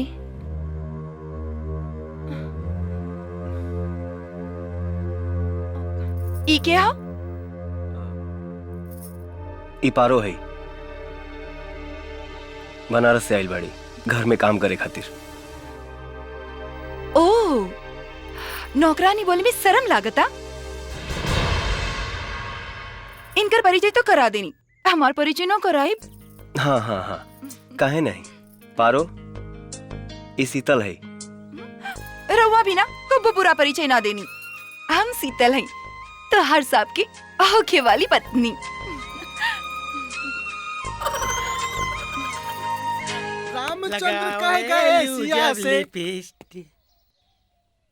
ई सूरज के घर है? हाँ, सूरज के घर है। बाकी तू के बाड़ा? हमार नाम वीरेंद्र हवे। हाँ हाँ। वो अलग बात बड़ा कि हमारा के लोग बीरू कहाले और हम बनारस से रहल बानी और ई घर के साला है। ये घर के साला है? अरे सुखिया जी बाबूजी। क्या कहता रे? बाबूजी ई नवाज सिकंदर कहाँ से पैदा हो गए? हमारा के नहीं मालूम। जीजा जी। सरवा आफत कहाँ से आके निकली बहन का। जीजा जी प्रणाम। वीरेंद्र। अच्छा प्रणाम। और वीरेंद्र सब ठीक बा ना? एकदम फंटी क्लास जीजा जी। अरे सूरज, ई के हवे हो? बाबूजी, ई पारो के भाई हवे तनी। जीजा जी ई पारो के है? बाद में बताई, पहले जाके उनकर गोड़ लाग। ऊ के है? तोहार मौसा हवन। जा जाके प्रणाम कर जा। मौसा जी प्रणाम। माफ कर दे, हम रउआ पहचानी ना। बहू, ई के है? ये हमार छोट भाई है। कोनो बात नहीं की, कोनो बात नहीं की। जा जा अपने बहन से मिल अंदर जा, अंदर अंदर जा जा। हाँ। अरे सूरज, ये सही पागल हवे का? हाँ बाबूजी, ये केहू के कुछ कह देला। हाँ तब तू बाबूजी के मौसा कहलस।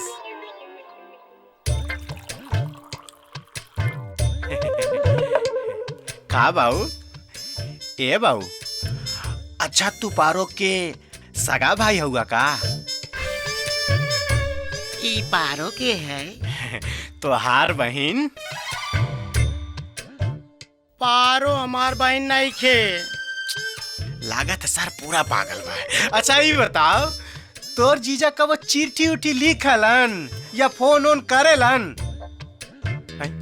हमार जीजा न कबो चिट्ठी भेजलन न कबो फोन कैलन। ई खातिर हम यहाँ आइल बानी।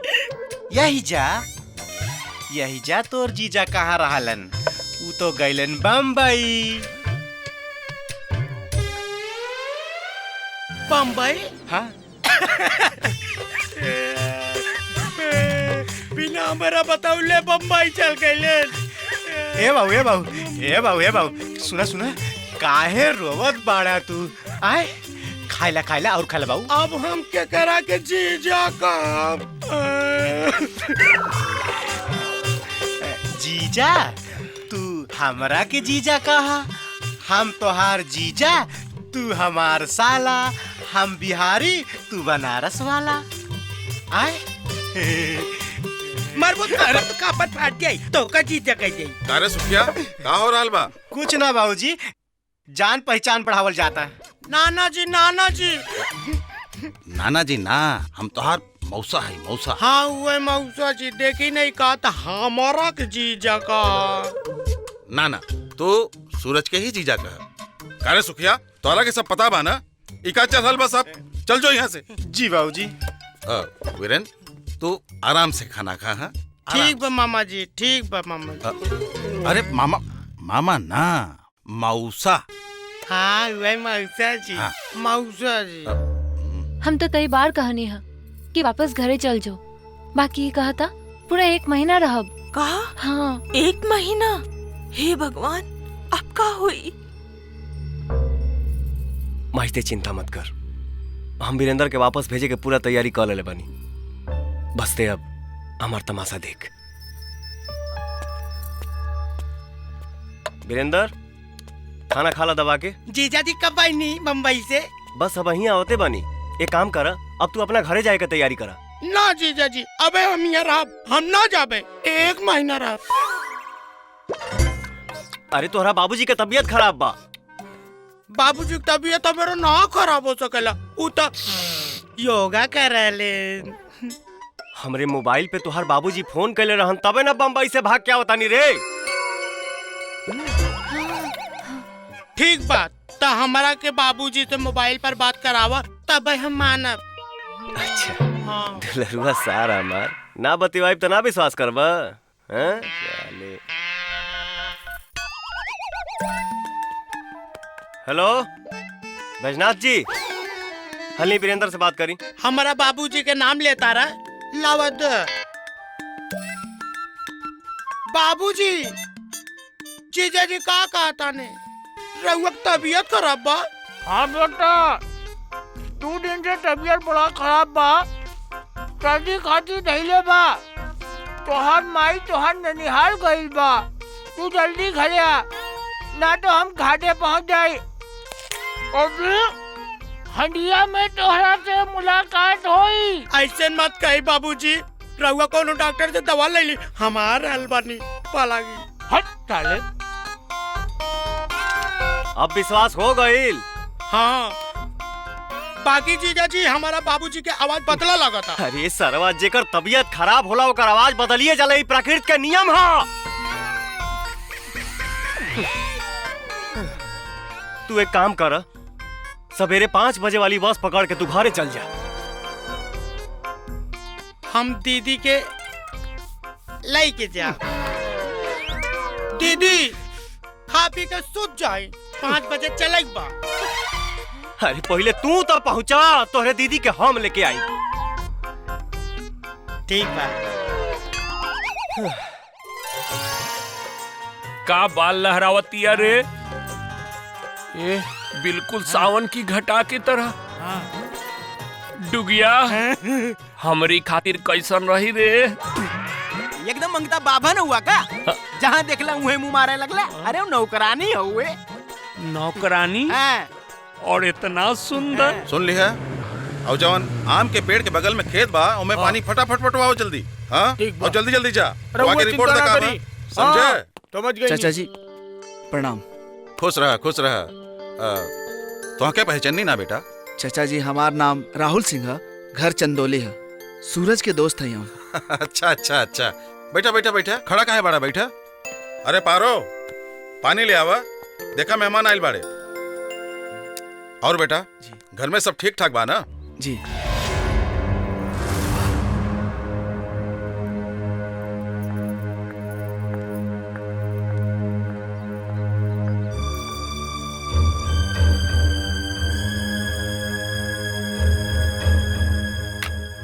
ला बेटा पानी पिया। पारो फटाफट चाय रख दिया। हाँ, और सूरज के भेज दे। जी बाबू। अंकल, एको बात पूछी? हाँ हाँ पूछा। इजे लड़की पानी लेके आई रहे, वो यहाँ कैसे? का तू ये लड़की के पहचाने ला? थोड़ा बहुत। वो लड़की ये घर का नौकरानी है। नौकरानी? लेकिन अरे राहुल। सूरज, तू हमारा घरे कैसे? बस तोरा से मिले आ गए। अरे भाई। और कैसे बड़ा तू? अच्छा तो लोग बतियावा, हम आवता। जी बाबूजी। अरे सुखिया, ए सुखिया। यार वो पारुल, हम सब समझता नहीं कि तू का कहे के चाहता रहा। ये सब तोहरे कारण भइल बा। हमरे कारण? और का, तू लोग तो उस दिन बारात वापस लेके चल गईला। बाकी ये ना सोचला कि वो लड़की के ऊपर का बीतल हुई। वो बेचारी फांसी लगा के मरे जात रहे, ओके हम ही बचौली। और फिर आई एम सॉरी यार, हमारा कारण धोनी के दुख झेले के पड़ता। वो दिन ये सब जानला के बावजूद कि जौन हो रहा बा सब गलत हो रहा बा। हम बाबूजी के विरोध ना कर पौनी और एकर सजा तोहरा और पारुल के भुगते के पड़ता। हमरा के माफ कर दे दोस्त, हम तार गुनाहगार बने। अरे ठीक है यार, अभी से मत सोचा। सूरज, हम पारुल के भी गुनाहगार बने। हम कैसे माफी मांगल चाहता नहीं। पारुल, पहचान लो इनकी। पारुल, हम तार अपराधी हैं। हम अपना बाबूजी के लालच के शिकार हो गए नहीं। बाकी हम ऐसा ना है।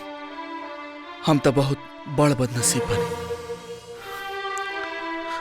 खैर, हमरा के तू माफ कर देबो तो हमरा दिल से बहुत बड़ बोझ उतर जाए। माफ कर दे हमरा के। ई का हो रहल बा? बाबूजी एगो हम अचानक देखनी है। कैसा ना चलज रे? उ जवान सूरज भैया के दोस्त बाड़े नु, पारो से हाथ ही जोड़े के माफी मांगत रहलन। ई देख के तो हम हैरान हो गई। अच्छा, हाँ। वो माफी काहे मांगत रहे? अब हमरा के का पता। सूरज, तनी है ने आवा। जी बाबूजी। अच्छा राहुल, आराम से जिए। ठीक बा।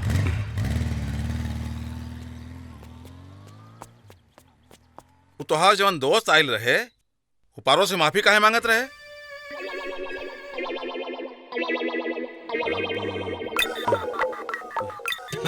अरे बाबूजी, राहुल के बारे में मत पूछी।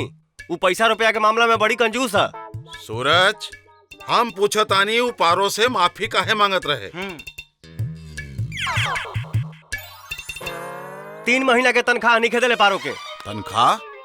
हाँ बाबूजी, हॉस्टल में 3 महीना तक सर सफाई करो ले बा पारो से, घर के काम करो ले बा 3 महीना तक। अब बिना पैसा देले घरे भाग गई। अब अचानक पारो सामने आ गई है तो दाल चियार के माफी मांगे लगल है। हाँ, तबे हम सोचनी पारो के देख के उसक पका काहे गईल है। ठीक बा बेटा, ऐसन लोग से दोस्ती ना रखे के चाहिए। जी बाबूजी। चलो ठीक बा। आए का भैया? कितना अच्छा हवा ना तू। हाँ भैया। घर के काम काज आजकल कितना अच्छा से संभालता रहा, हर चीज पे नजर रखा तो। हिला पहले मुंह मीठा कर, पानी पीला। खराब करके थैले बड़े से हमार कभी आई तक कभी आओ तक कभी हेले तक कभी होने। अरे साला भाग साला घटिया। ये मतलब के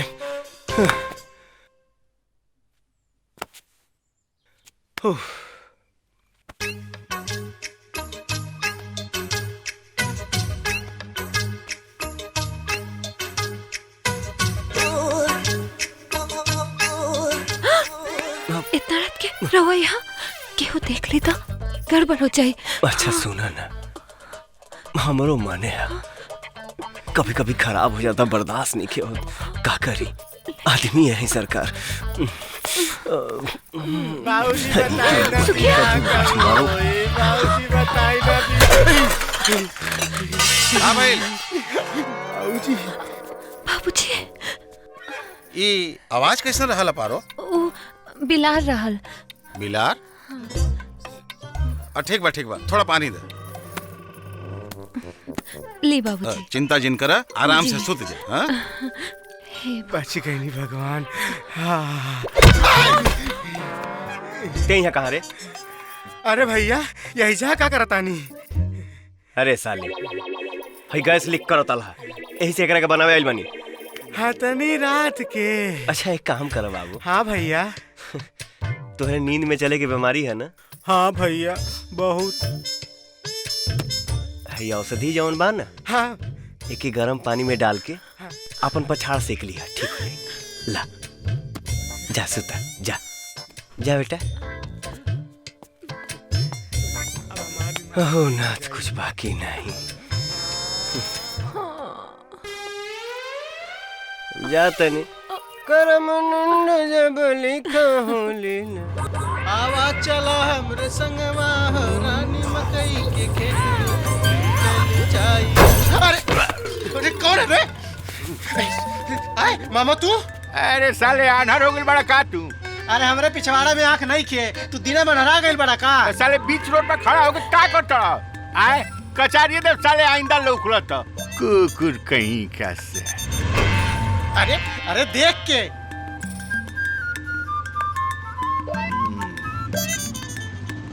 हमरा से धोखा। ओहो तगीधे के नजर पड़ गइल। जीजा जी। अरे सिकंदर आवा आवा।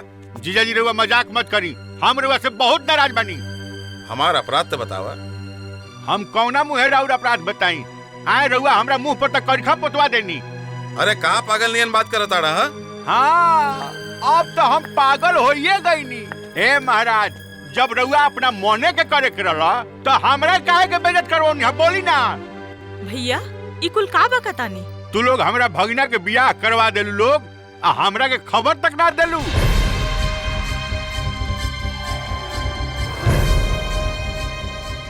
अरे सूरज के बियाह हो गईल, ई तोहरा से के कहलस? अरे हम अपना आंख से देखनी है, प्रत्यक्षम किम प्रमाणम। अरे केकरा के दिखला है तू? बहू के देखनी है, राउर बहू के ऊपर छत पर कपड़ा पसार रही है। हमार आंख धोखा ना खा सके। तोहार आंख ही ना, तोहार दिमाग भी धोखा खा गईल बा। अरे जेकरा के तू दिखले बाड़े वो बनारस से आइल बिया, अब यह घर के नौकरानी है। नौकरानी?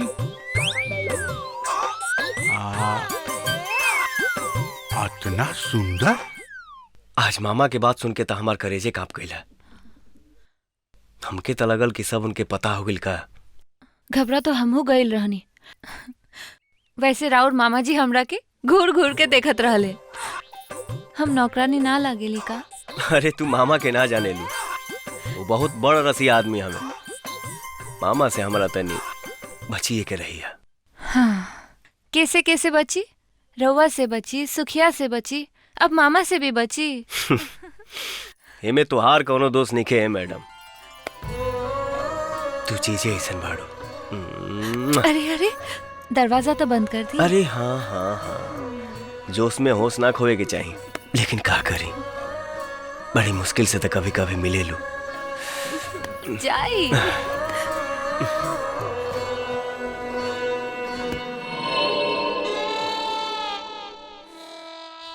का भइल?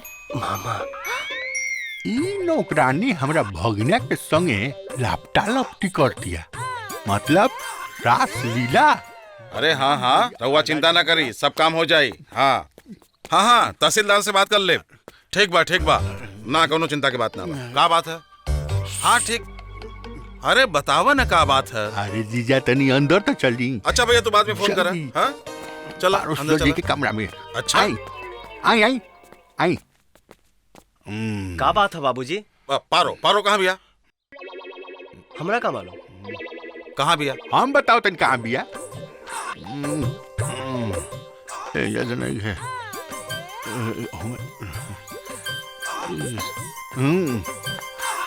का भइल भैया? एमे का खोजता रहा? पारो पारो। अच्छा पारो का चूहिया बिया जो उम्मे घुस जाई? अब पारो तो छत पे बिया, ऊ सुखिया के अंग्रेजी पढ़ावतिया। पारो छत पर बिया? तो वो कौन रहा? एजा टीवी में फिल्म चलत रहा है मामा। बुझ गई नी सिकंदर कि तू सठिया गइल बाड़े। चल चल चल चला चला चला बाहर चला।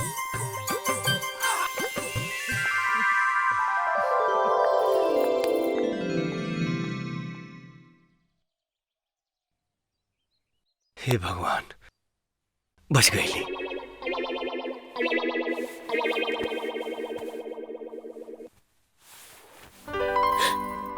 सब लोग गए? हाँ गई। हाँ। अब आगे का विचार बा? मामा जी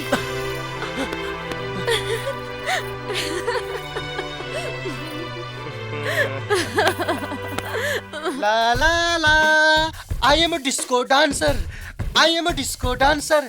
ला ला ला ला ला ला ला। अरे ससुर के नाती, पारो एक दिन तोरा के पढ़ौलस का कि ते साला अंग्रेजी में गाना गावे लगले। तरौआ काहे दुखी होता नी? ए मामा, पारो हमार हवे। सपना मत देख साले, ओकर मरद अभी जिंदा बाटे।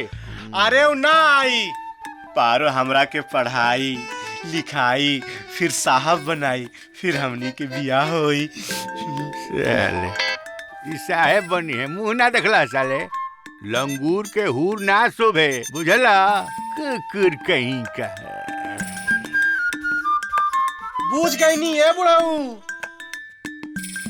लेकिन पारो हमरा के कब पढ़ाउलस? ली हलवा खाई।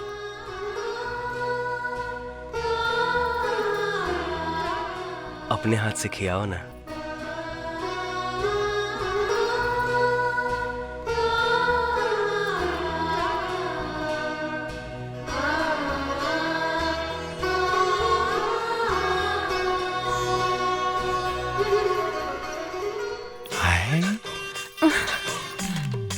बड़ा शरारती बानी जी।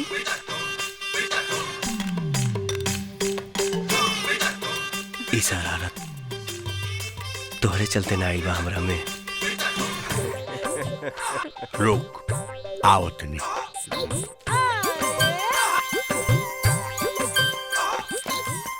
जीजा जी जल्दी चली।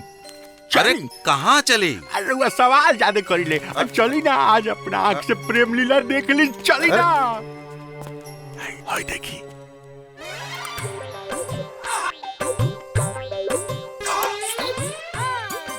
साले साहब, कहाँ बिया पारो? का बात है बाबूजी? कुछ नहीं बेटा, तोहार मामा है ना, सनक गईल हवे। इनका दिमाग के दिवाला निकल गईल बा, और इतने ना इनका आँख के रोशनी कमजोर हो गईल बा। चला चला। ऐसन बात ना बा जीजा जी, हम सचो देख ले रहनी है। चुप रह मर्दे, सच सच देख ले रहनी है। चला। अच्छा एक मिनट। अच्छा दीदी, पारो कहाँ बिया? पारो तो मंदिर में पूजा करती है।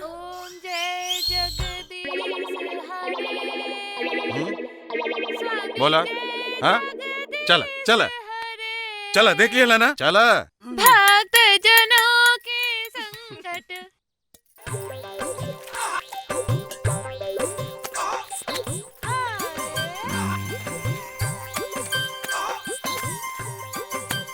आज ही बनारस वाली के फंसा ले, ना तो ही हमरा भगिना के फंसा ली। 2 बेर तक गच्चा खोले बैठनी, बाकी आज ना गच्चा खाए। आज ना छोड़े तोरा के पारो। ए बनारस वाली,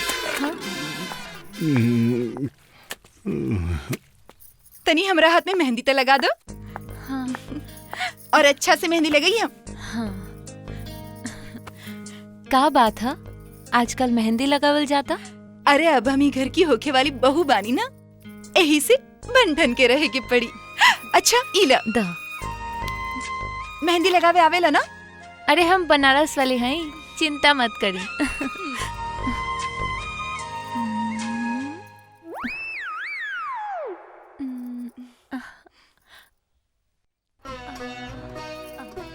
अब तुम आज भी ठीक हो गई नहीं। तू अपना घरे काहे ना गईलू? घर चल जाती तो हाथ में मेहंदी के लगाई। हाँ ये बात भी सही है। अच्छा एक बात बतावा, तोहरा क्या अपन मरद की याद ना आवेला? आवेला और बहुत सतावेला।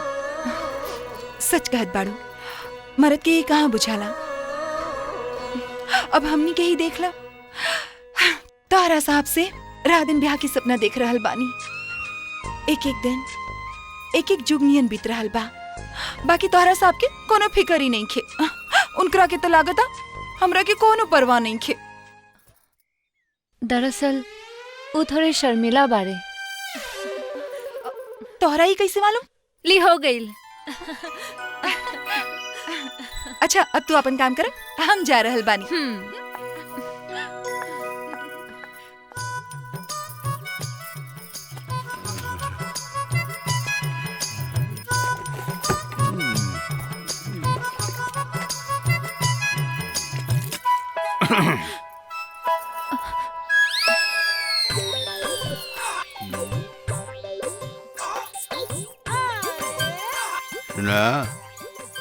सती सावित्री मत बना। हम तार कुल खेला जानते नहीं, तू हमारा भगना के पीछे पड़ल बाड़ू। रउआ गलत समझतानी। हम तो नौकरानी हई, हमके तनख्वाह मिलेला, हम काम करेनी। अच्छा, तनख्वाह पर काम करेली। तनख्वाह पर काम करेली। बुझ गई नी, सब बुझ गई नी।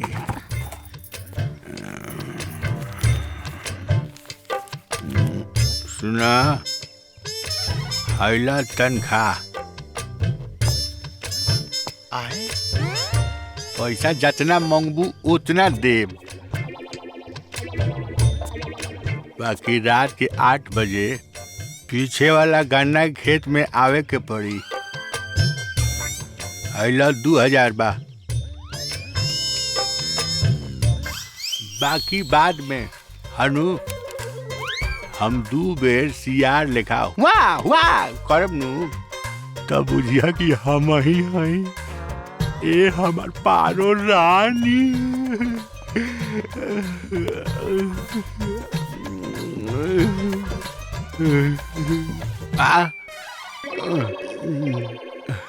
शर्मा गई। Lux 2 in 1 shampoo. यही से नहा के जाए बनू तब पारो रानी एकदम खुश तो हो जाइए। काहे कि पारो रानी भी तो यही से नु नहा ली। यही से उनकर बाल रेशम लेखा मुलायम एकदम चमकदार रहेला। ए मामा, सांच के काहे नहाई जाता रहो? हम कहते हैं जाए उसे तोरा मतलब। ओह, जैस्मीन और गुलाब के खुशबू वाला शैम्पू से नहाई जाता रहा। ओह, हमारा दिमाग मत खराब कर। चल हट हट जो। कुकुर कहीं का। तारा का पता बा हमें शैम्पू से नहा के काहे जातनी। पारो रानी, हम आवतानी।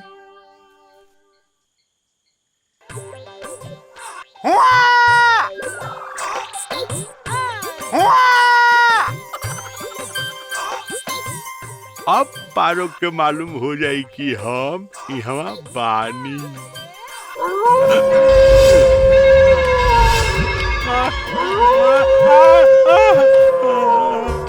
अरे ससुर लोग हमरा के आपन बिरादर समझता लोग।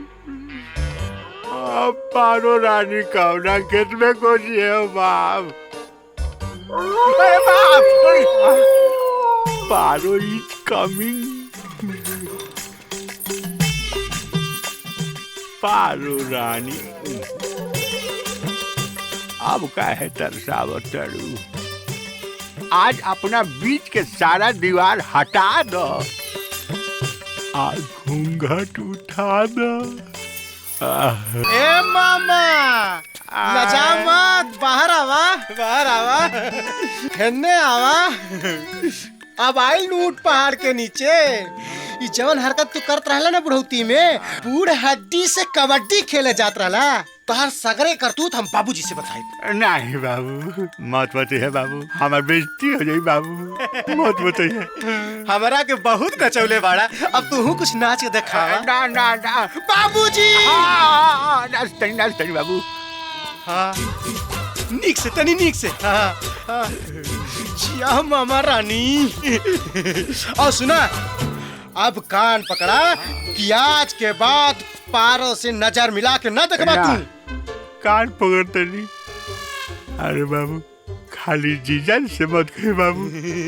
नकाब, लेकिन ये गांव छोड़ के तू सवेरे सवेरे भाग जा।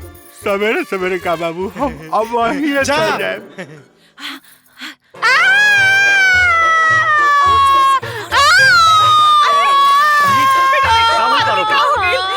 अरे अच्छा बेटा, चेक करा देखा क्या बात है, देखो।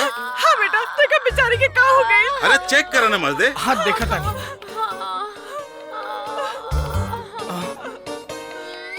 मौसा जी, लगातार सीरियस बीमारी बा, शहर ले जाए के पड़ी। सूरज, तू पारो के लेके तुरंत शहर चल जा। ओही जे एगो डॉक्टर हमरे पहचान के बा, हम उनकरा से फोन पे बात कर ले। सीधे नर्सिंग होम में दिखा दिया। हाँ बेटा, देर मत कर, जल्दी निकल जा। हाँ बेटा, अगर अस्पताल में एडमिट करे के पड़े तो हफ्ता 10 दिन रुक जाइए, पूरा इलाज करवा के आइया। हाँ जा। हाँ मौसी। हाँ बेटा, तोहर माई सही कहता है, कौनो जल्दी नहीं खे। हाँ जा, ले जा जा। जी बाबूजी। जा जल्दी बेटा, जल्दी।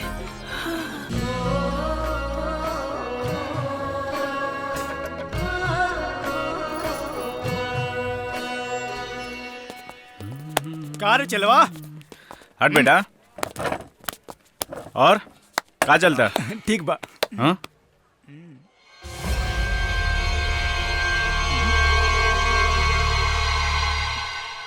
उस्ताद, ये तो उहे है सूरजवा।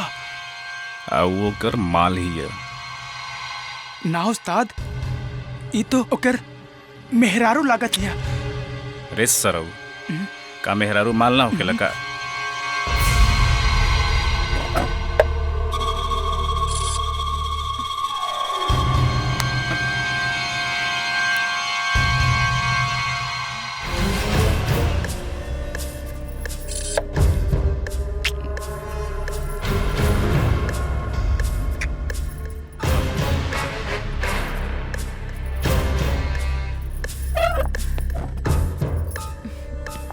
आवा। कहाँ जात बाड़ू? तू यहाँ बैठा। हाँ? 2 मिनट में आओ तनी। रवा कहाँ जाता नहीं? आराम से बैठा, 2 मिनट में आ गई। साचो रे, बड़ी चौंक मारने लगी है। मोबाइल कहाँ बा? मोबाइल तो नहीं खे। इतना जल्दी मोबाइल तोहरे दीदी के चोली में चल गई का? ए, जबान संभाल के बात करा।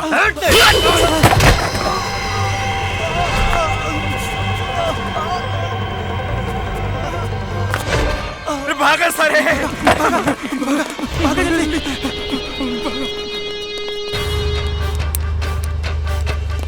भागा भागा, मैं तो मुँह दे। अरे भागा नहीं तो मुँह दे, भागा जल्दी।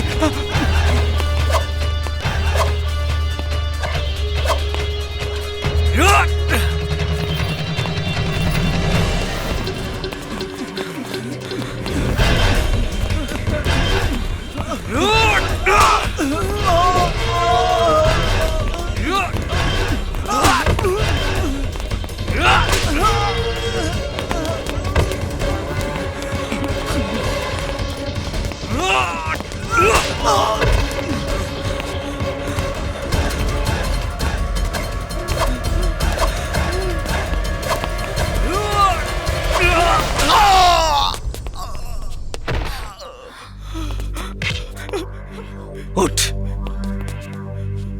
अरे साला, रस्सी जर जला बाकी होकर ऐठा ना जाए। का चाहता रहते? ए भैया, जिए के चाहता नहीं। एक बाद अब कबो गलती ना करे। जो भाग भाग।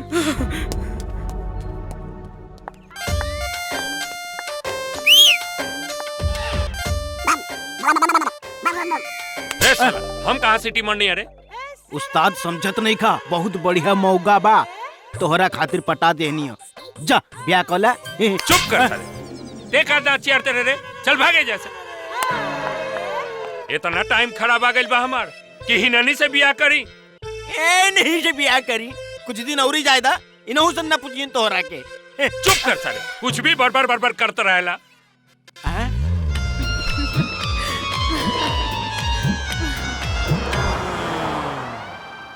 देखला उस्ताद, अपना नौकरानी के गाड़ी में बैठा के कैसे उड़ाता सरवा। अरे वाह, राउर बाल तो रेशम नियन मुलायम बा। का लगावे नी बाल में? हम रोज अपन बाल लक्स 2-in-1 शैम्पू से धोई नी। अच्छा वो सब छोड़, हम सुन लिया तोहरा पेट में बहुत दर्द रहे। हाँ, बहुत दर्द रहे, ऐसन दर्द कि जान निकल जाई।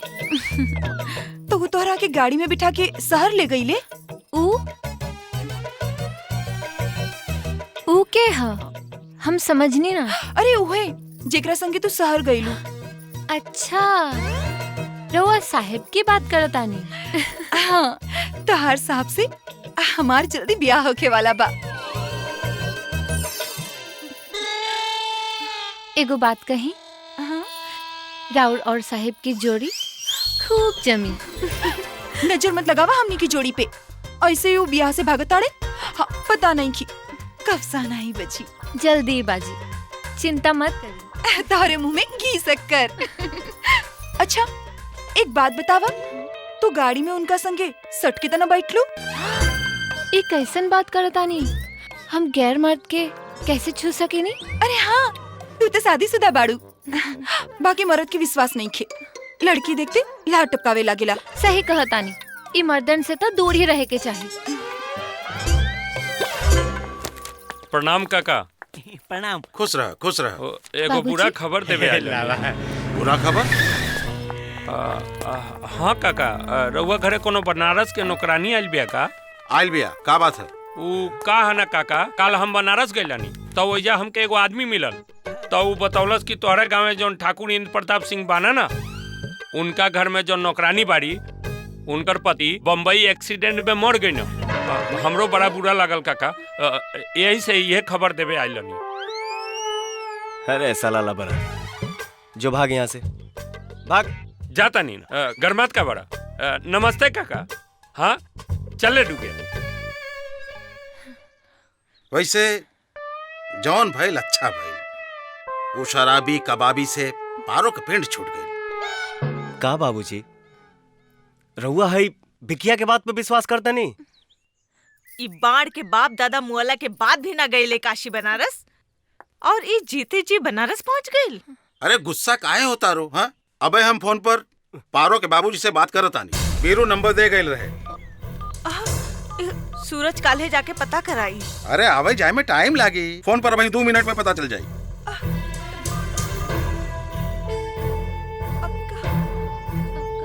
हेलो। हाँ हेलो, रहुआ बैद्यनाथ जी बोलत आनी? जी बोली। रहुआ दामाद के का हाल चाल बा? अरे भाई, हमार दामाद जी के एकदम हालचाल ठीक बा।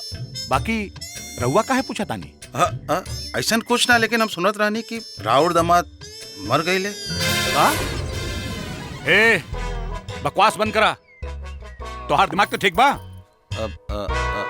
ए, पहले ये बताओ तोहार नाम का है? का नाम है तोहार? हेलो। का भइल? कुछ ना, महा बदमाश मसार। के?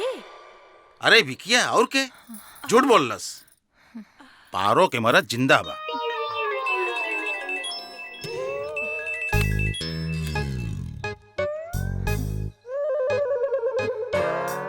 हेलो, सूरज बेटा। जी बाबूजी प्रणाम।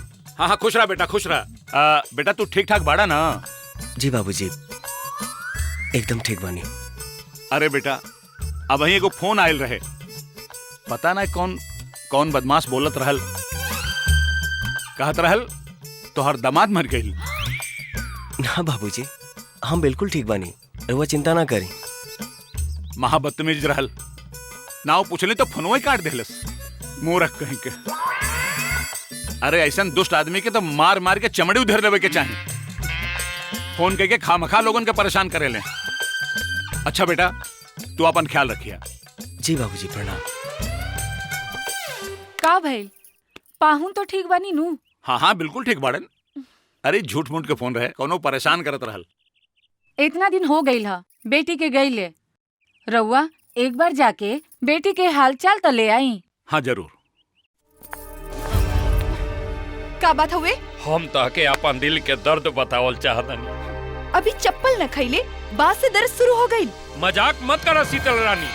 जब से तू ई गांव में आइल बारू ना, ई गांव के लोग चैन से सुतता। एगो हम ही जागतानी, सिर्फ तोरे हाँ के इंतजार में।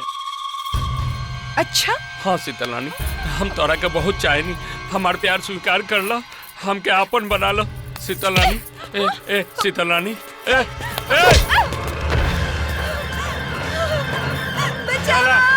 चलो आज देखा तनी तू कहाँ ले भागेलू।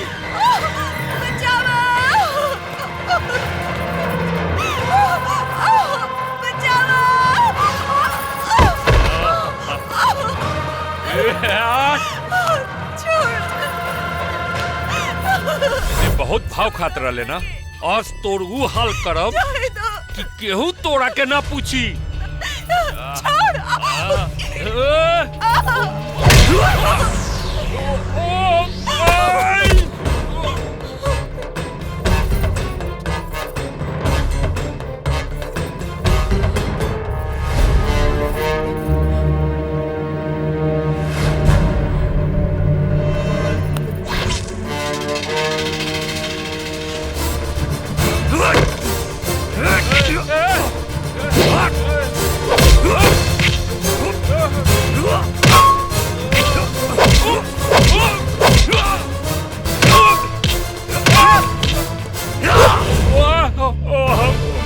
माफ कर।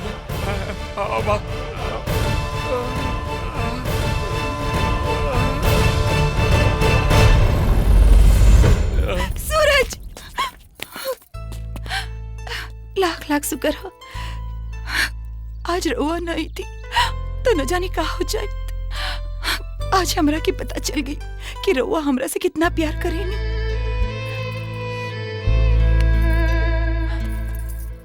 शीतल, कितना दिन से हम तुमसे एगो बात कहे के चाहता नहीं। कहा, बोली ना। हमके भूल जा। कहा? हाँ शीतल, हमके भूल जा। इरवा का कहता नहीं? कुछ दिन में हमनी के ब्याह होके वाला बा और ना शीतल, हमनी के ब्याह कबो ना हो सकेला। लेकिन काहे? कैसे कि हम का कहीं कैसे कहीं हमार ब्याह हो चुकल बा।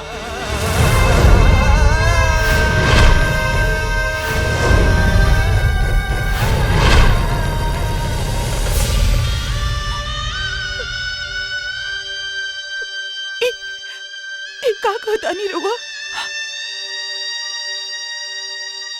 हाँ शीतल, हम शादीशुदा बानी। ना, ये सच नहीं कि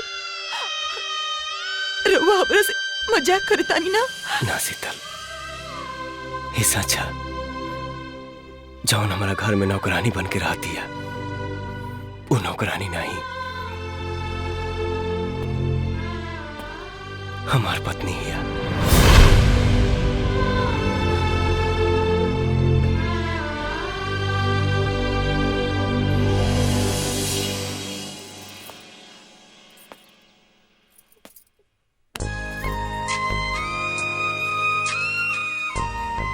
हम तो हर दिल तोड़ के ना चाहत रहनी है, लेकिन क्या करी,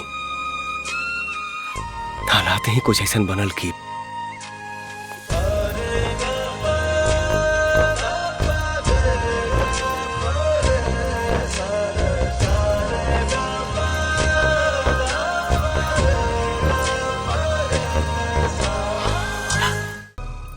क्या हो?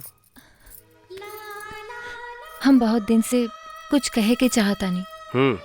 कहा ना। शादीशुदा होके के बावजूद हमने के हमेशा छुप छुप के मिले के पड़ेला। हर बेर डर लागेला कि केहू देख ना ले। आखिर कब तक चलिए ऐसन? एक ना एक दिन बाबूजी के तो सब कुछ पता चलिए जाए। हाँ, बात तो तू ठीक है कहा तारू। बाबूजी के केहू और से पता चली, एह से पहले हमने के सब कुछ बता देवे के चाहिए। सही कहा तारू।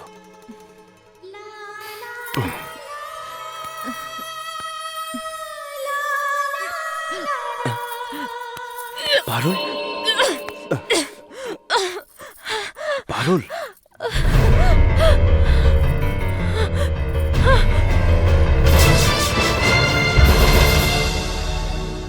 सूरज, तोहरा के अपने सफाई में कुछ कहे के बा? अरे ई का कही?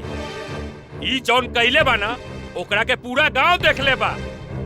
अब कहे खातिर एकरा पास कुछ नहीं के बचल। विक्की, पंचायत के काम में टांग ना डावा। हम सब बारी फैसला करे बदे। ठाकुर साहब बाड़ा? हाँ, ठाकुर साहेब। न्याय के मूरत ठाकुर साहेब। आज तक ठाकुर साहेब दूसरे के जिंदगी के फैसला बहुत कैले बना, पूरे गांव के मान मर्यादा के पाठ पढ़ौले बना, लेकिन देखे के असल फैसला आज बा कि ठाकुर साहब के आपन कुल मान मर्यादा याद बा कि भुला गइल बा।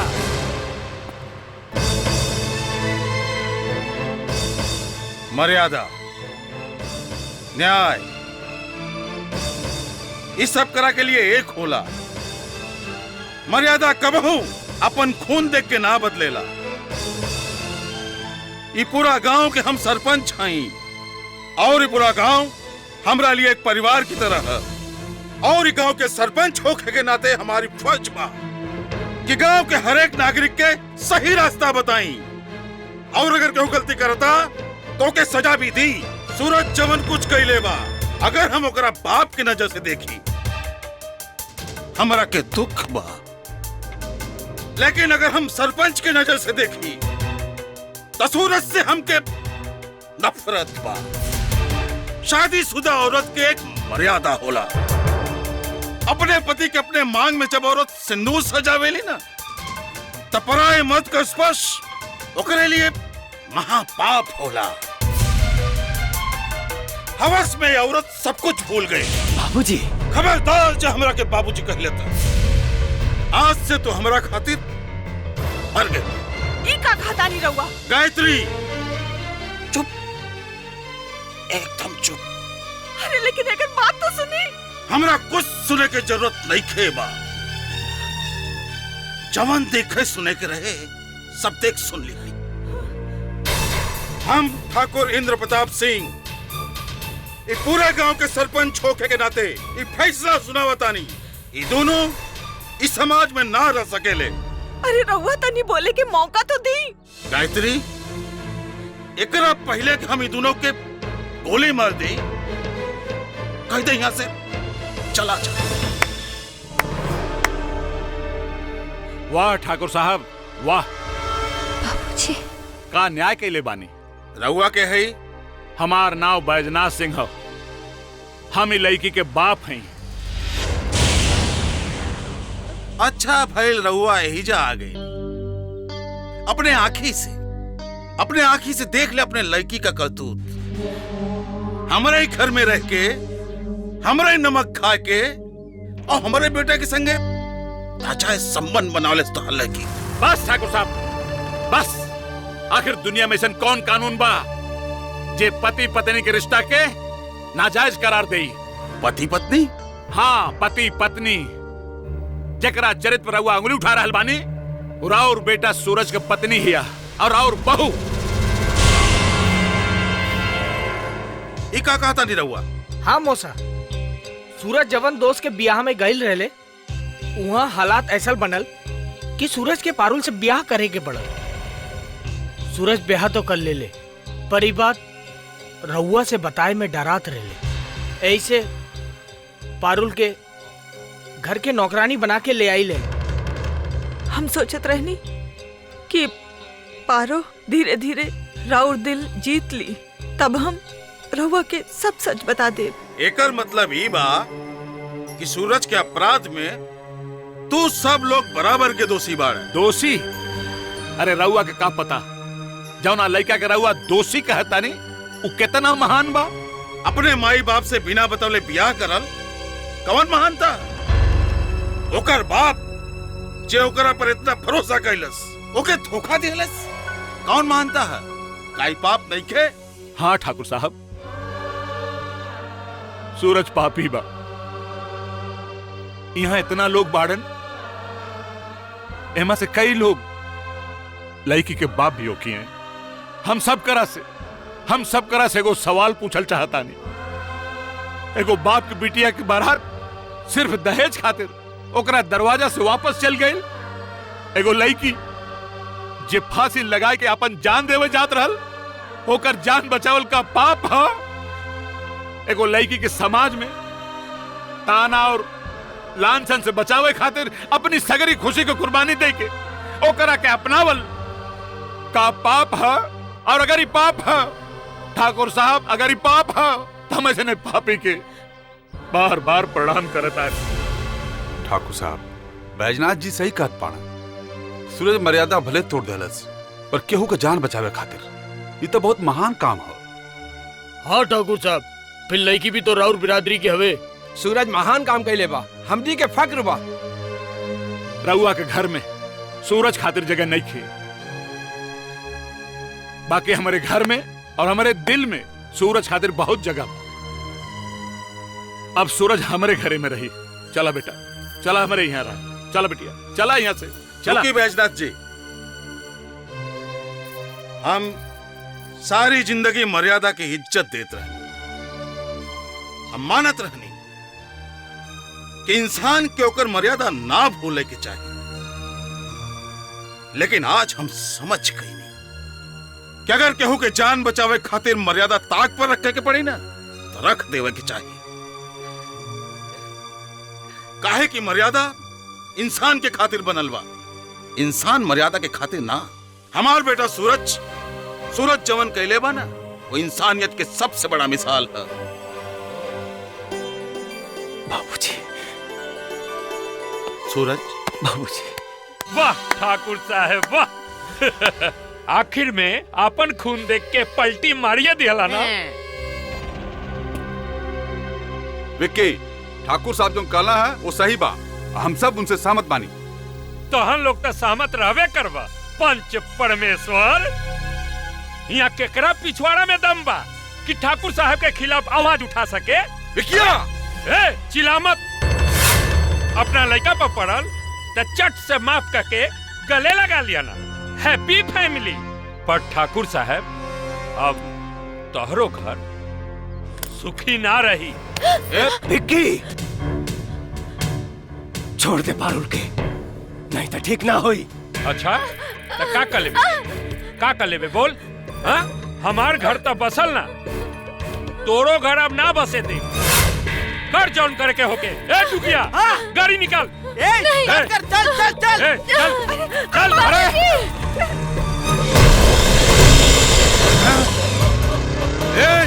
पकड़ो आगे।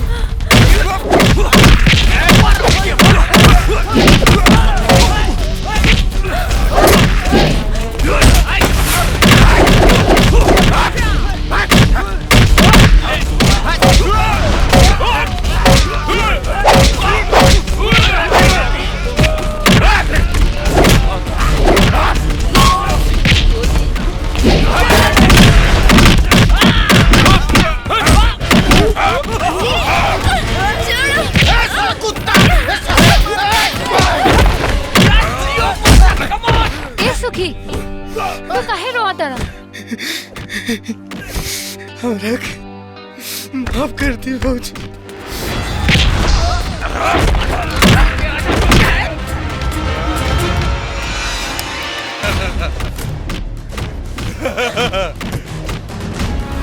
ए सूरज बाबू, मरने के खातिर तैयार हो जा।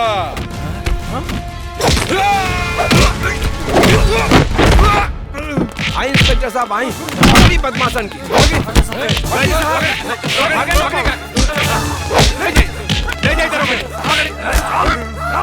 ले चली।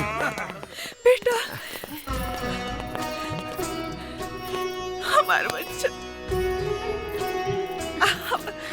पहला की माँ जी। चला बहू अंदर चला। रुका, अंदर मत जाइए। ई का कहता नहीं रहुआ?